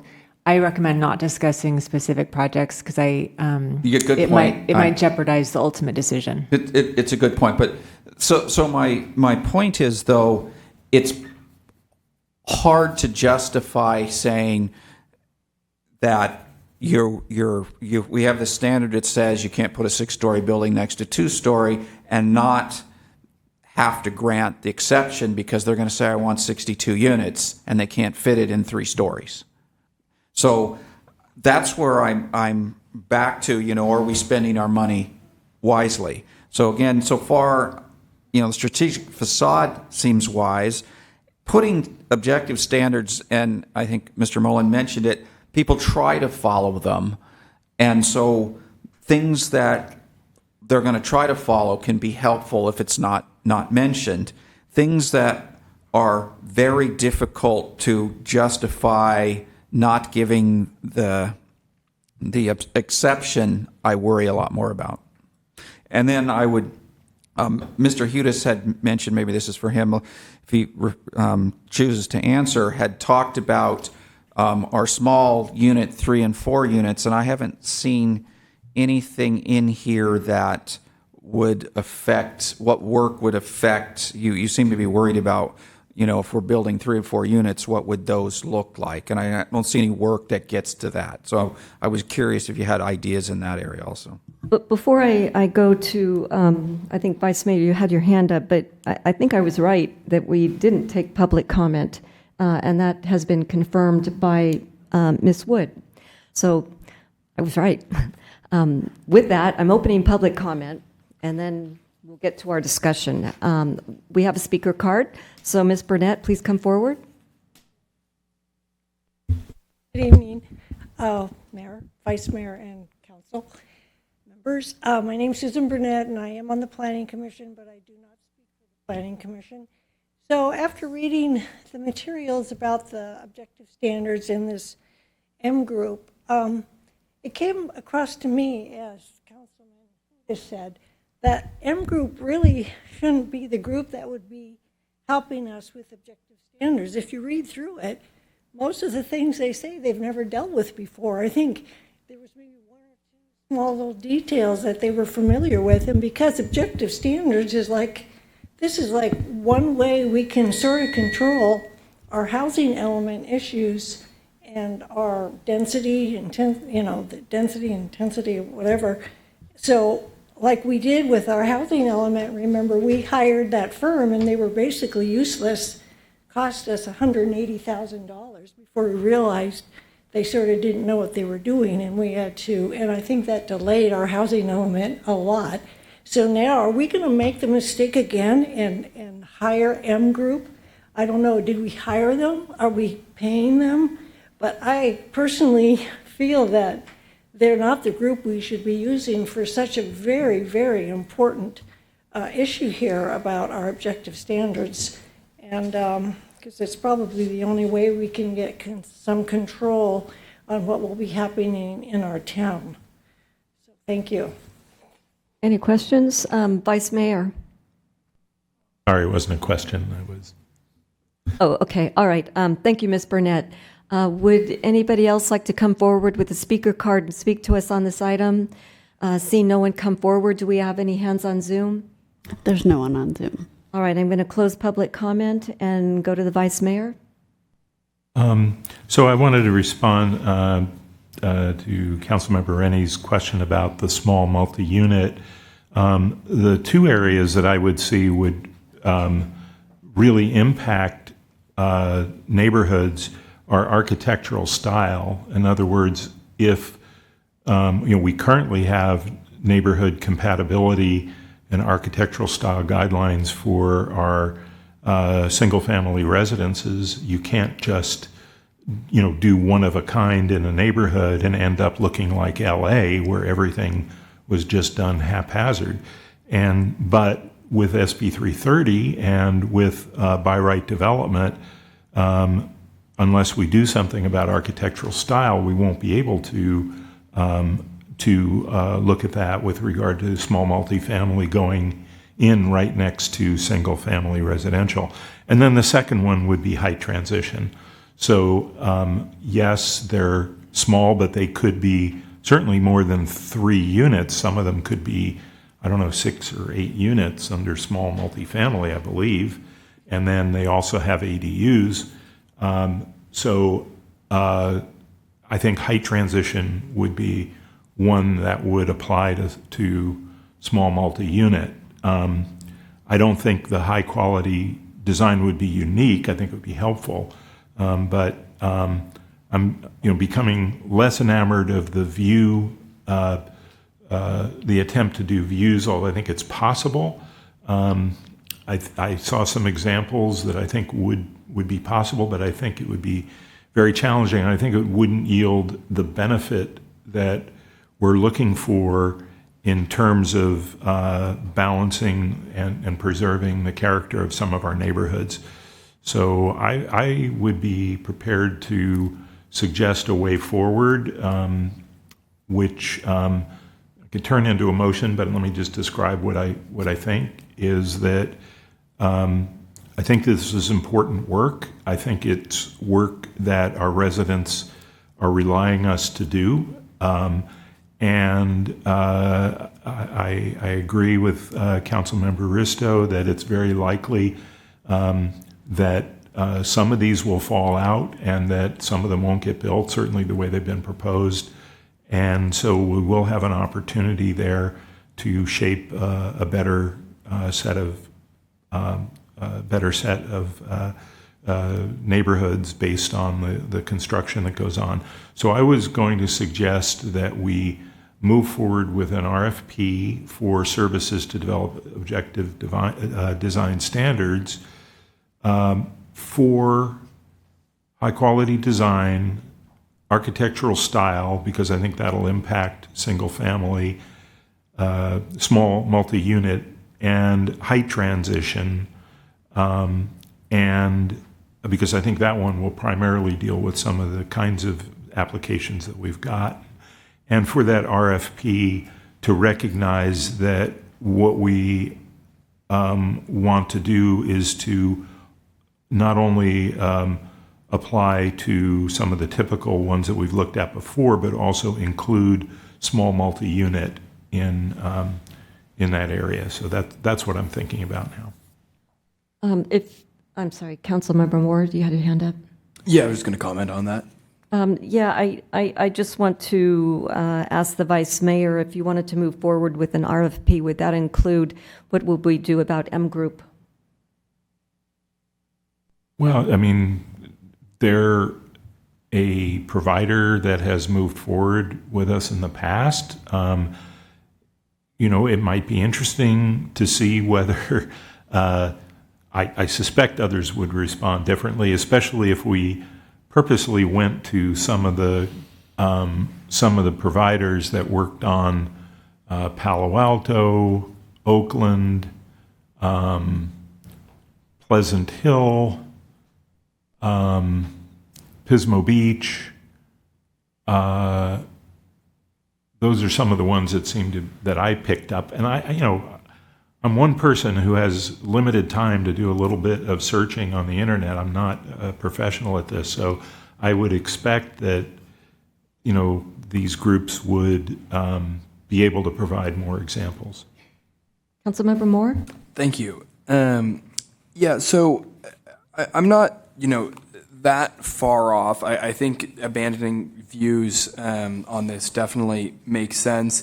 I think the way that Senior Planner Mullen talked about how M Group was thinking about massing, to me, made I think that makes sense. I think, we can call it massing or height transition or a combination of the two, but I think that to me is important.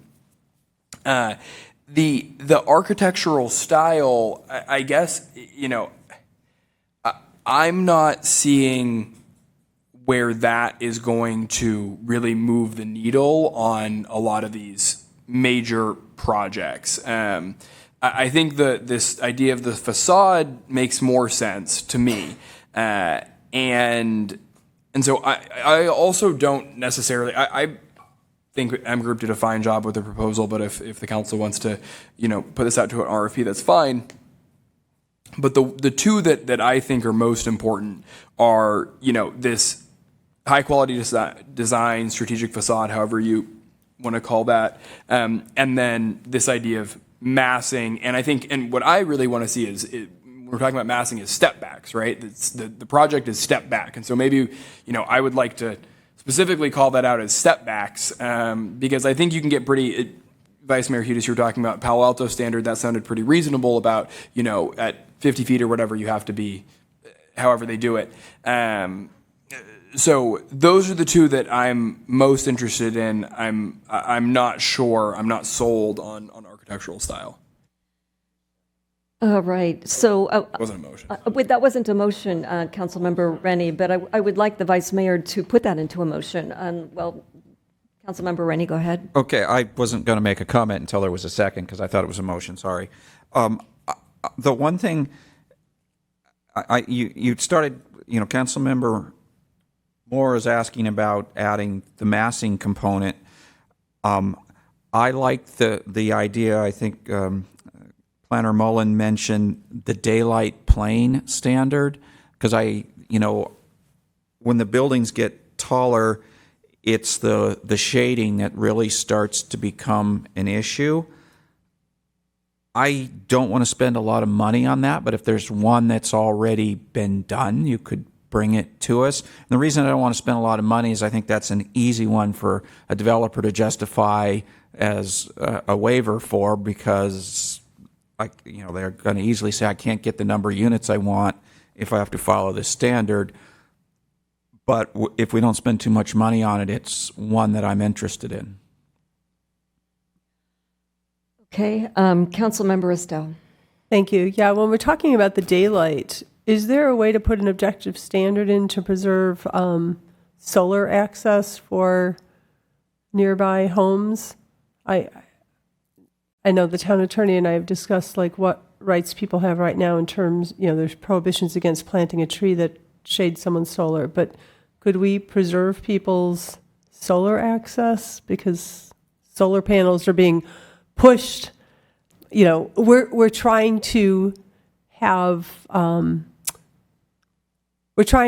clean energy. People are encouraged to put solar on their roof. And then if we suddenly have a tall building immediately adjacent that wipes out somebody's solar access, it seems like we're going backwards. So is that something that could be an objective standard, do you think?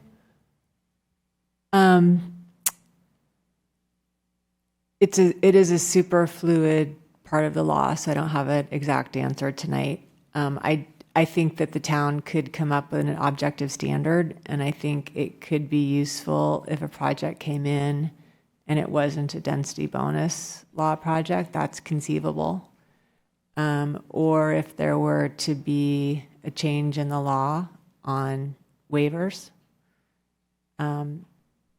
So that's what I can offer tonight. Okay, because I would be interested in something along those lines. And obviously, then you would set when is the peak solar time where somebody's home can't be shaded for that period. Their rooftop can't be shaded. So that's something that would be important to me.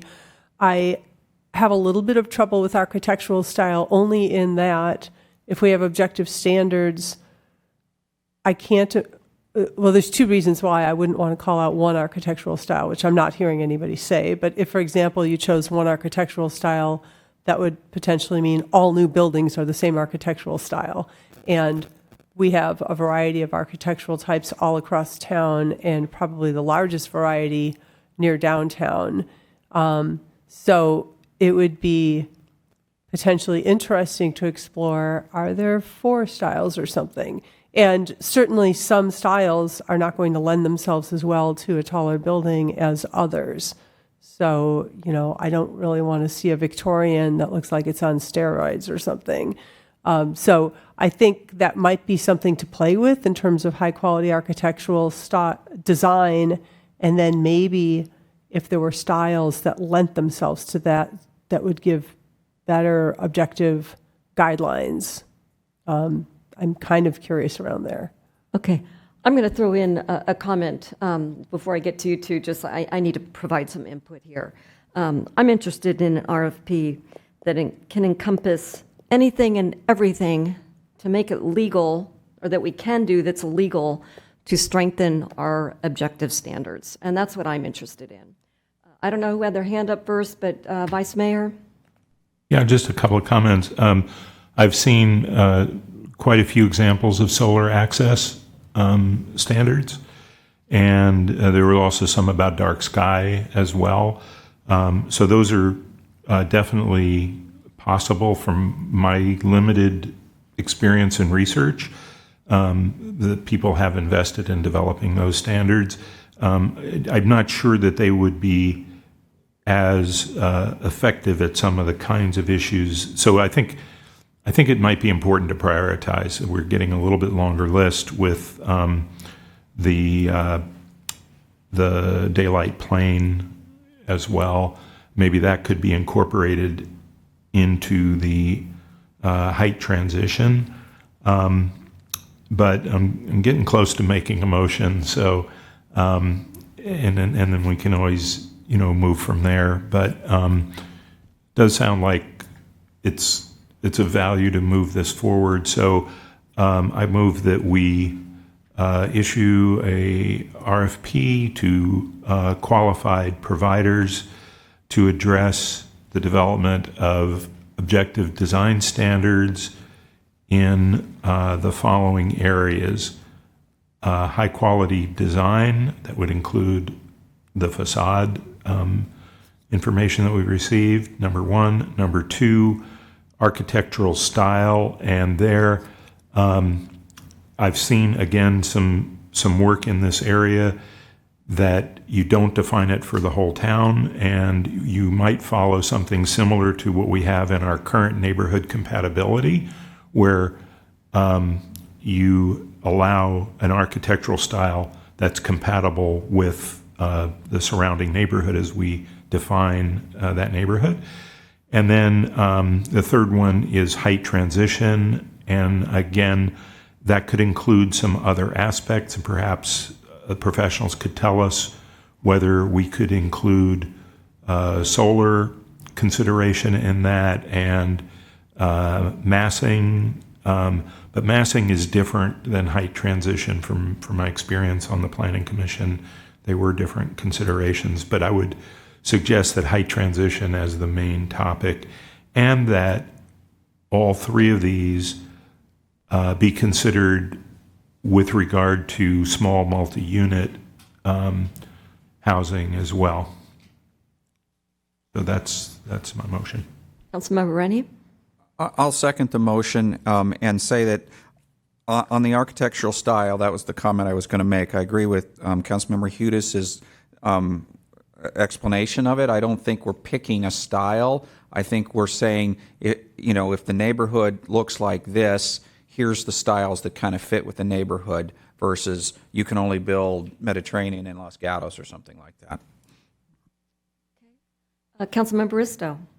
Thank you. I guess I have a question for staff. It's not going to affect my support for this motion, but given that, the M Group had worked with us and they put a proposal together for us and we got it in a reasonably timely way, putting an RFP out and don't know who or how many people firms will respond, could you at least bracket when is the earliest we could potentially expect to be discussing a proposal?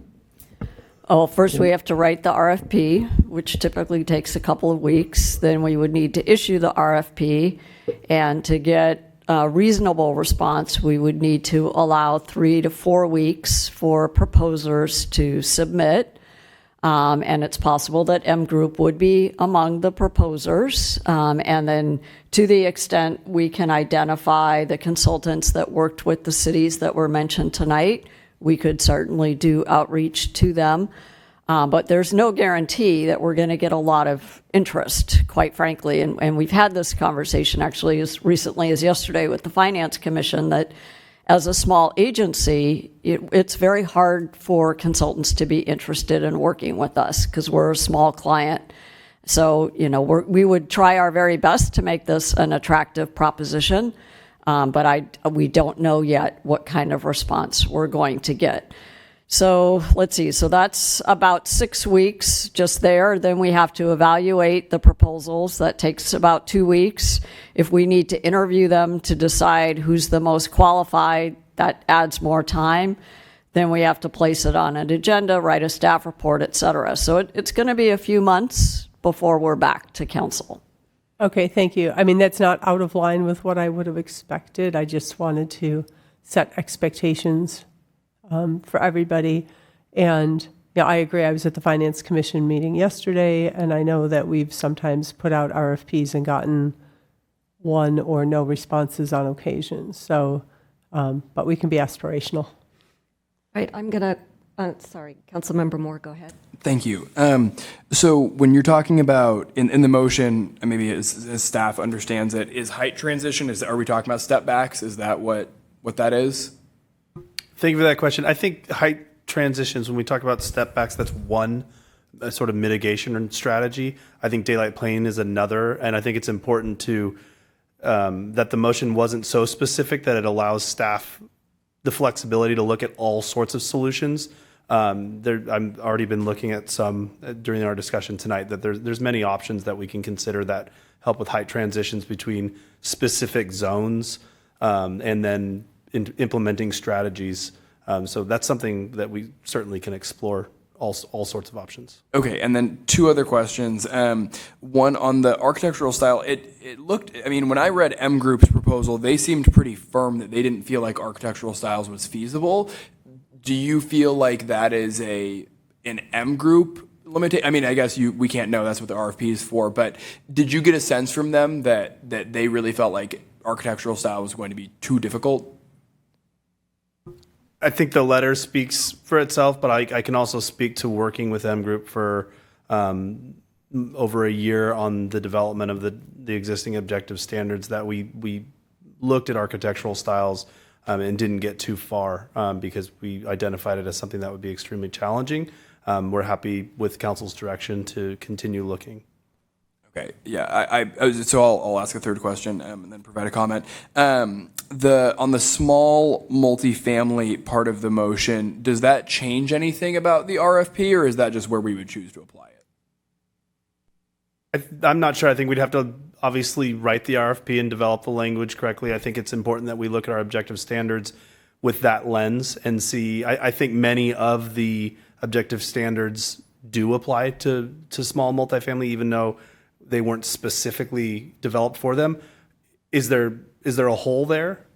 Perhaps, and that's something that we can certainly look to fill with additional standards. Okay, that's fine.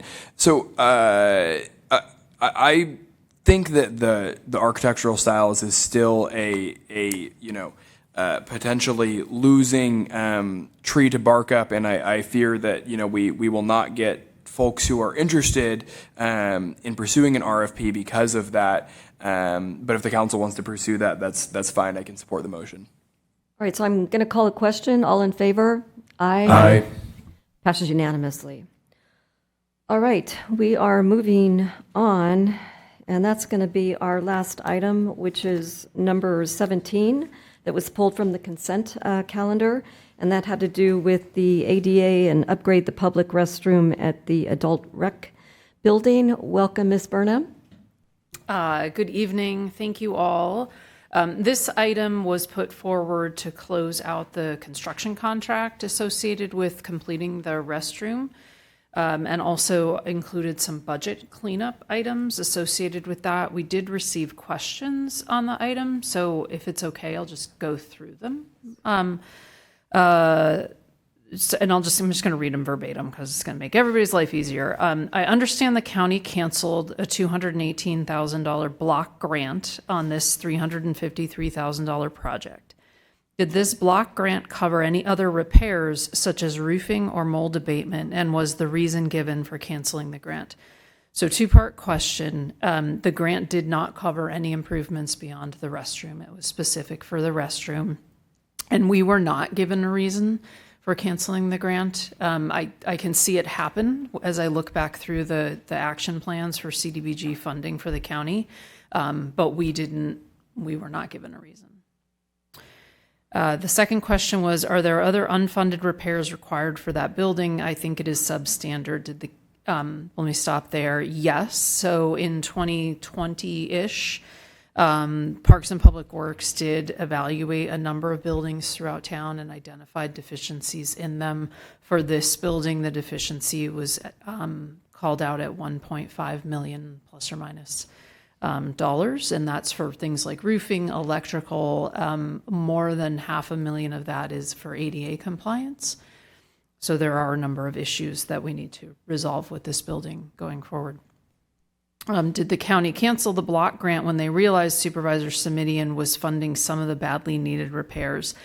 That may be. Our records indicate that we don't have a clear connection between receiving the funding from Supervisor Simidian and the cancellation of CDBG, but the timing is about right. The CDBG doesn't show up in the funding's gone in the next annual plan after we received the money from the supervisor. So I'm not sure if there was a connection there, but is there any possibility of obtaining that money in the future? As I understand it, that current or the past pot of money is indeed gone, but I don't think that precludes us from contacting the county and asking about future CDBG allocations.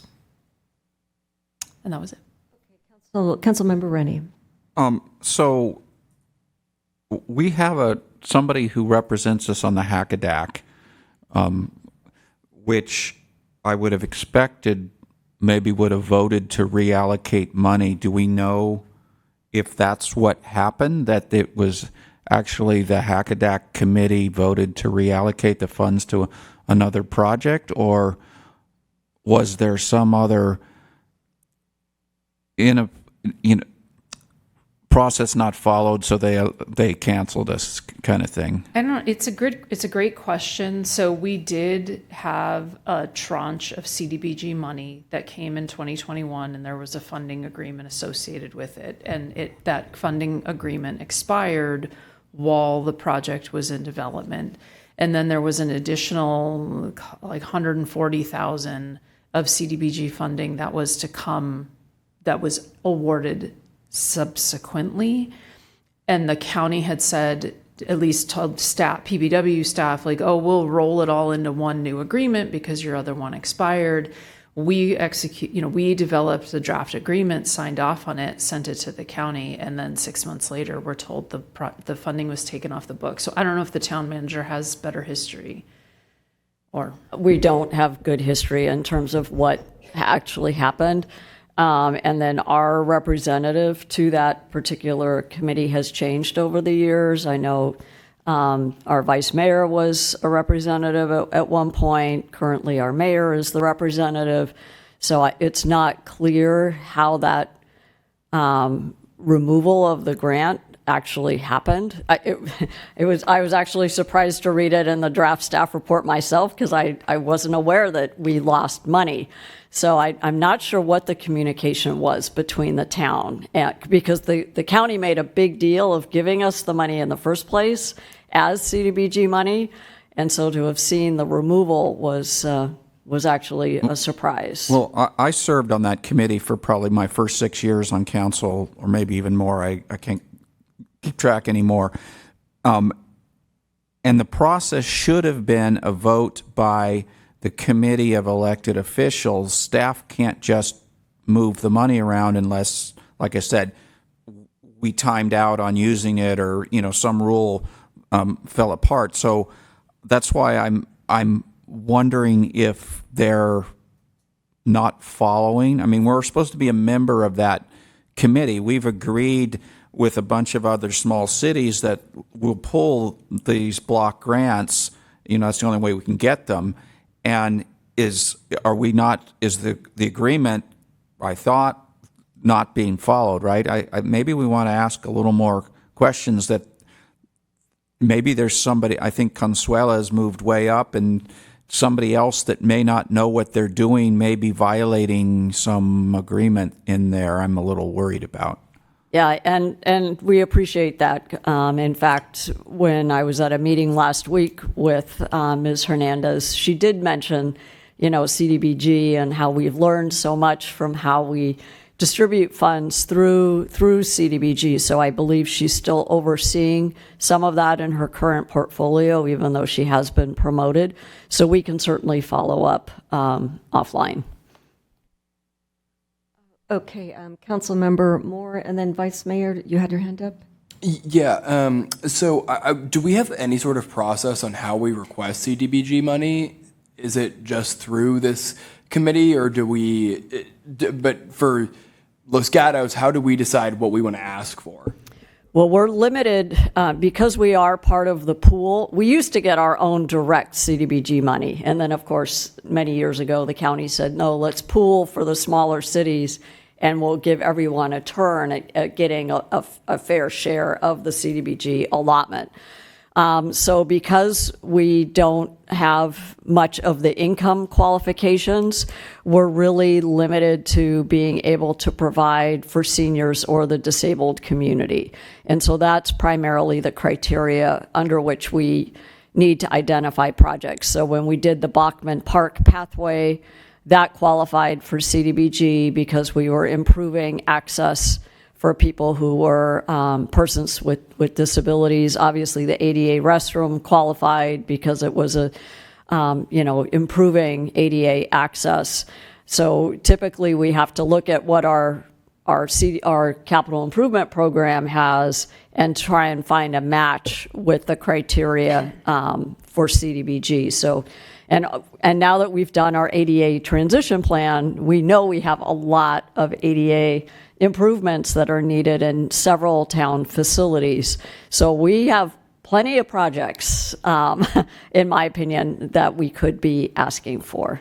Okay, that makes sense. Just for clarification's sake, it sounds like, maybe a non-issue because we have all these projects that fit the bill, but why can we only use it on seniors and people with disabilities?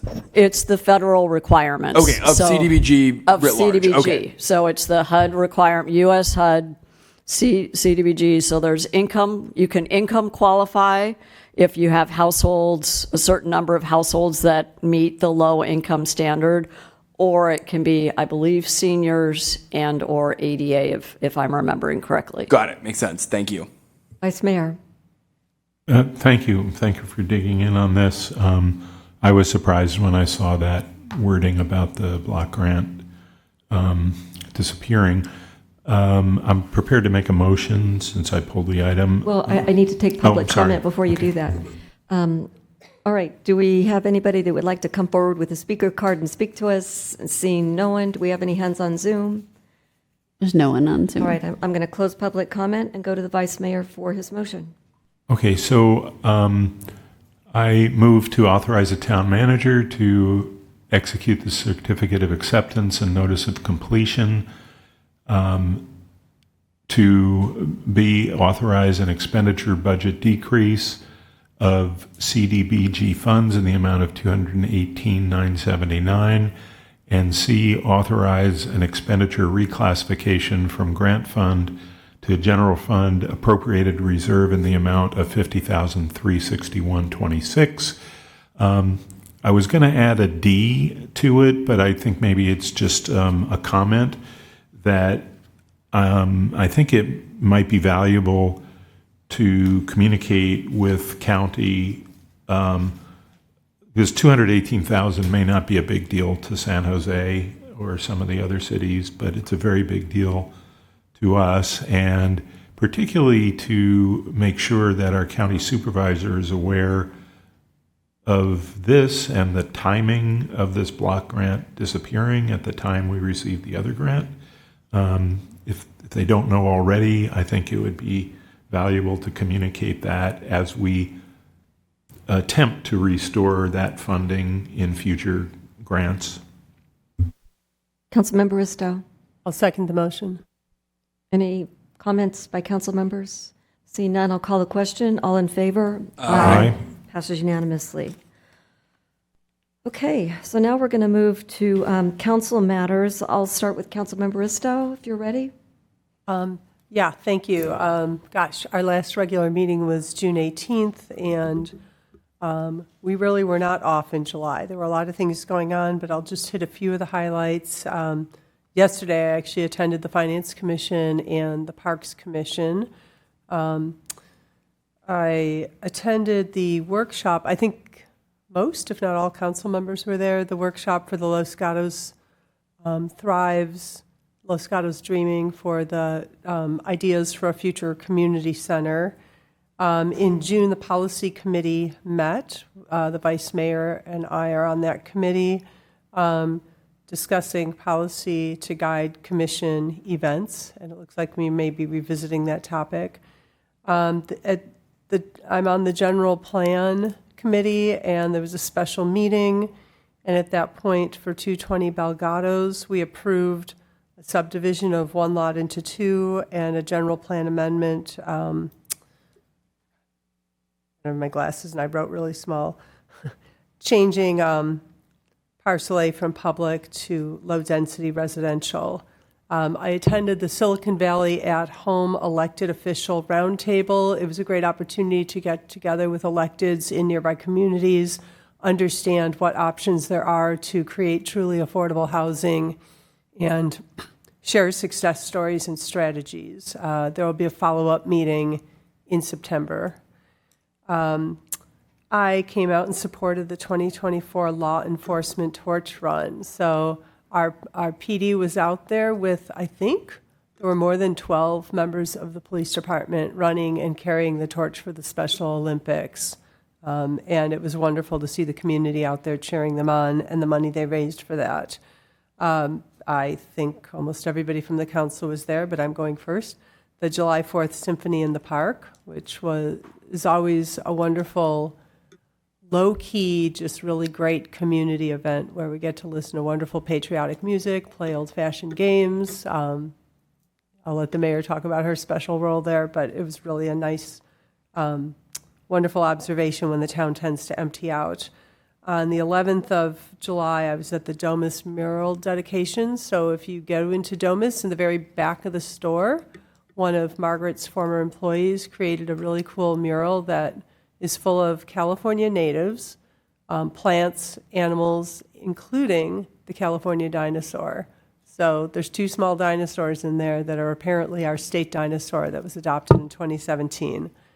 And let's see. Like most other members of the council and many commissioners, I attended Brown Act, Public Records, and Workplace Violence Prevention training earlier this week.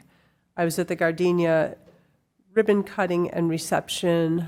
It's great to have a very large space that was formerly occupied by the Palms. People know it as the Mansion downtown, to be vibrant again with a wonderful restaurant. And then throughout the month, I did meet with a number of neighbors, architects, and others about proposed projects in town, and that conversation is ongoing. Thank you. Councilmember Moore? Thank you, Mayor. I hosted a happy hour at Out of the Barrel. About 10 residents came out, and it was a really great time. It was really nice to be able to, we had a number of conversations about a number of things, but we got to talk about this issue of housing in a sort of informal setting where we could, be very honest and sort of be honest with ourselves about the best ways to go about it. And it was very productive, and I think everybody walked away feeling a lot better about the whole situation. So that was nice. I've done a couple of interviews with Los Gatos' new radio station, KPCR, which can be listened to online and at 92.9 FM. I spent an afternoon learning from the West Valley Sanitation District staff about everything that is involved with the collection and transportation of sewage in our community, which I always say about this district that the board that I serve on. If nobody hears anything about it, that's great. That's really good because while not glamorous, all of that is very important. And if there's ever any issues, it's really bad. I got to spend some time at Cristo Del Rey High School, which is a high school in San Jose, but they have staff who live in Los Gatos and businesses in Los Gatos that they work with, and they empower students from underserved communities and provide them both with education and real-life work experience. And so they place students at businesses and nonprofits in the community, which is just great. And so if there's ever a business that you think could use a high school student giving some of their time, reach out to Cristo Ray. I had a variety of meetings with residents. Some of the highlights were meeting up in the foothills about wildfire evacuation routes and actually walking them, which was very interesting. I spoke with a couple of different board members about different things we can do, both on like sort of more school things like the traffic flow at the high school and all of that, and also just about ways to better support young people who are feeling lost. I attended the all-staff meeting and summer barbecue, which was just a ton of fun. It was a great way to meet some new staff who I hadn't met yet. And I always say to everyone, if you ever see one of our hardworking staff out and about, please give them a big thank you, because it is often, too often, a thankless job when it is really so critically important. I've been going to Jazz on the Plaza and Music in the Park, which have been a ton of fun. They each only have a couple of shows left, so make sure you get out there before the end of August. And then finally, I will be taking the next council meeting virtually from Chicago, because I will be at the Democratic National Convention as a delegate. So I'll be on that screen in a couple weeks. Thank you. Councilmember Rennie. Thank you, Mayor. So on 6/26, I attended the Silicon Valley Clean Energy Risk Oversight Committee. On 7/24, I attended the Valley Water Advisory Commission meeting. We did not have a quorum, so we couldn't discuss anything, although we did listen to a presentation about the water supply, additional water supply scenarios and the various costs with the different scenarios, which included, different projects that all added up to how do you add more water. It was interesting to hear that water demand is staying relatively flat or growing modestly at most, but their biggest problem is the supply is dropping. So as a result, their infrastructure projects are targeted towards modest growth, but less supply coming from the current sources, and so needing to add a lot of projects which actually had very big dollar numbers to them, and the variation between them was quite significant. For example, if you put Pacheco in the mix, all of a sudden you're going to need a lot more dollars, and the cost per month was going to go up. In not very many years, they projecting the cost to be pretty far over $100 a month just for the water district portion, never mind what San Jose Water adds on top of that. Anyway, it was interesting to see the set of projects. Unfortunately, we couldn't make our comments about it. I know I would have tried to get us to focus more on the lower cost options, but there seemed to be more risk to whether they could deliver them or not. And so that's why some of the much higher cost options were thrown in there. On 8/1, the VTA board met. It was actually a pretty short open session. They did do a closed session. Being an alternate, I couldn't attend. Closed session was probably twice as long as the open session. Maybe I was glad I wasn't there for that. And I attended the Finance Commission last night. Thank you. Vice Mayor? Thank you. I'll start with the clock back in June 20th when Los Gatos Thrives hosted the Community-Centered Dreaming workshop. It was, as others have commented, it was a really outstanding event for our community to come together. We had over 650 responses to our survey that reached a broad range of age groups, and we had 90 people registered for the event. I think we ended up with about 80. Some people were slipping in and out, but it was a very dynamic event for those who were there. You could barely hear yourself because the energy level was so high in that room, of residents talking about what they would be a must-have, a nice-to-have, and don't need in a community center, and really a tremendous energy. I attended, not very well attended CERT exercise on the 22nd at Calvary Church. We had a couple of neighbors show up to find out what CERT was about, but I definitely want to support what they're doing. I met with some residents of an SB 330 neighboring SB 330, but this one was a very small residential development, and they had some unique concerns about SB 330 development. I met with the Older Adults Los Gatos Thrives Executive Committee on June 27th. And that brings us to July, and met with a couple of members of the community regarding another development on Blossom Hill Road. And then on July 4th, I got to drive the train. A friend of mine was on the Billy Jones Railroad, and I got to slip into the driver's seat. So that was like the high point. And Foundation, Thrives Foundation Executive Committee that same day on the 4th. I participated in a democracy tent session on July 8th, and another Los Gatos Thrives meeting telephonically. I actually got some time off and spent about 2 weeks in eastern cities of Canada. It was really a wonderful break.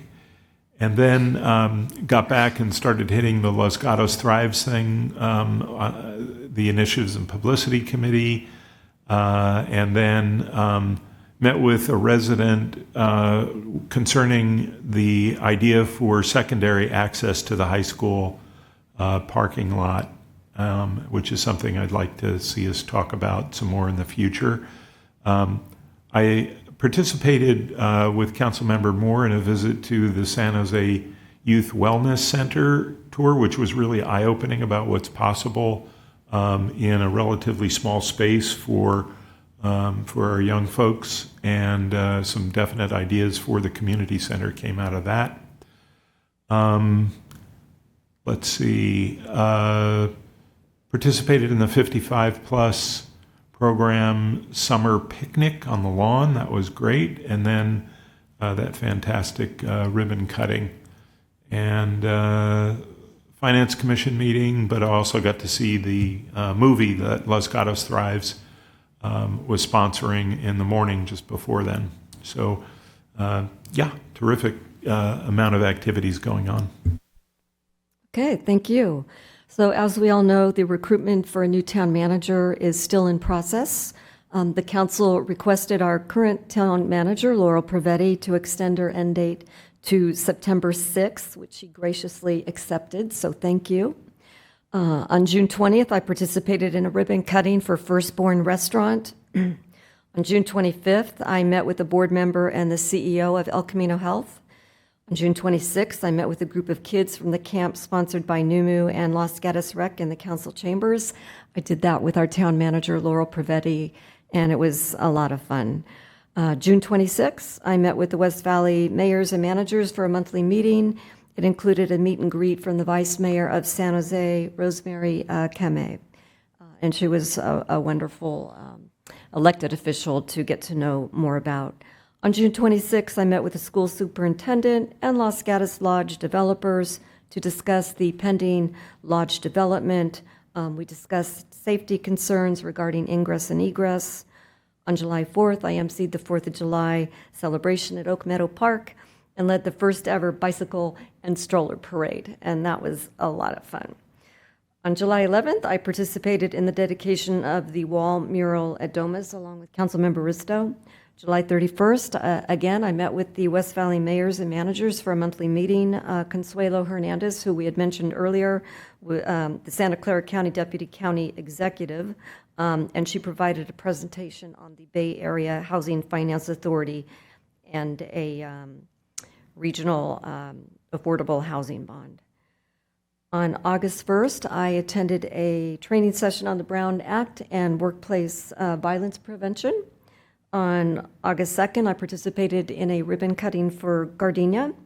On August 5th, I attended a meeting of the Finance Commission, and along with other council members that didn't mention, I saw them there this evening before we had our meeting. I briefly attended National Night sponsored by the Los Gatos Monte Sereno Police Department. I believe our Chief of Police, Jamie Field, got dunked, and that was quite an event. With that, I'm going to turn it over to our town manager. Thank you. Applications are now being accepted for our Leadership Los Gatos program. Information's available on the website, and the applications are due August 23rd.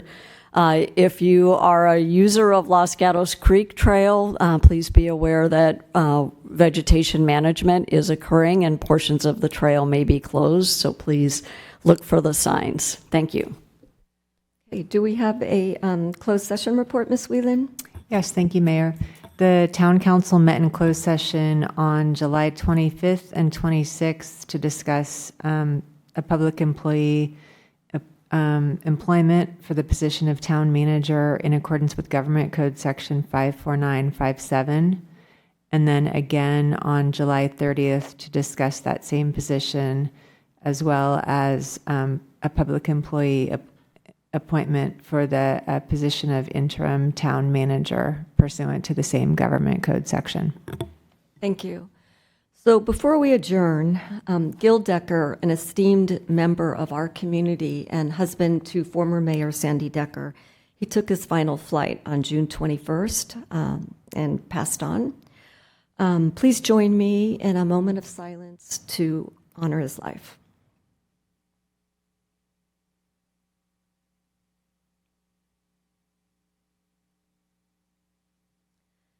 So with that, this meeting is adjourned.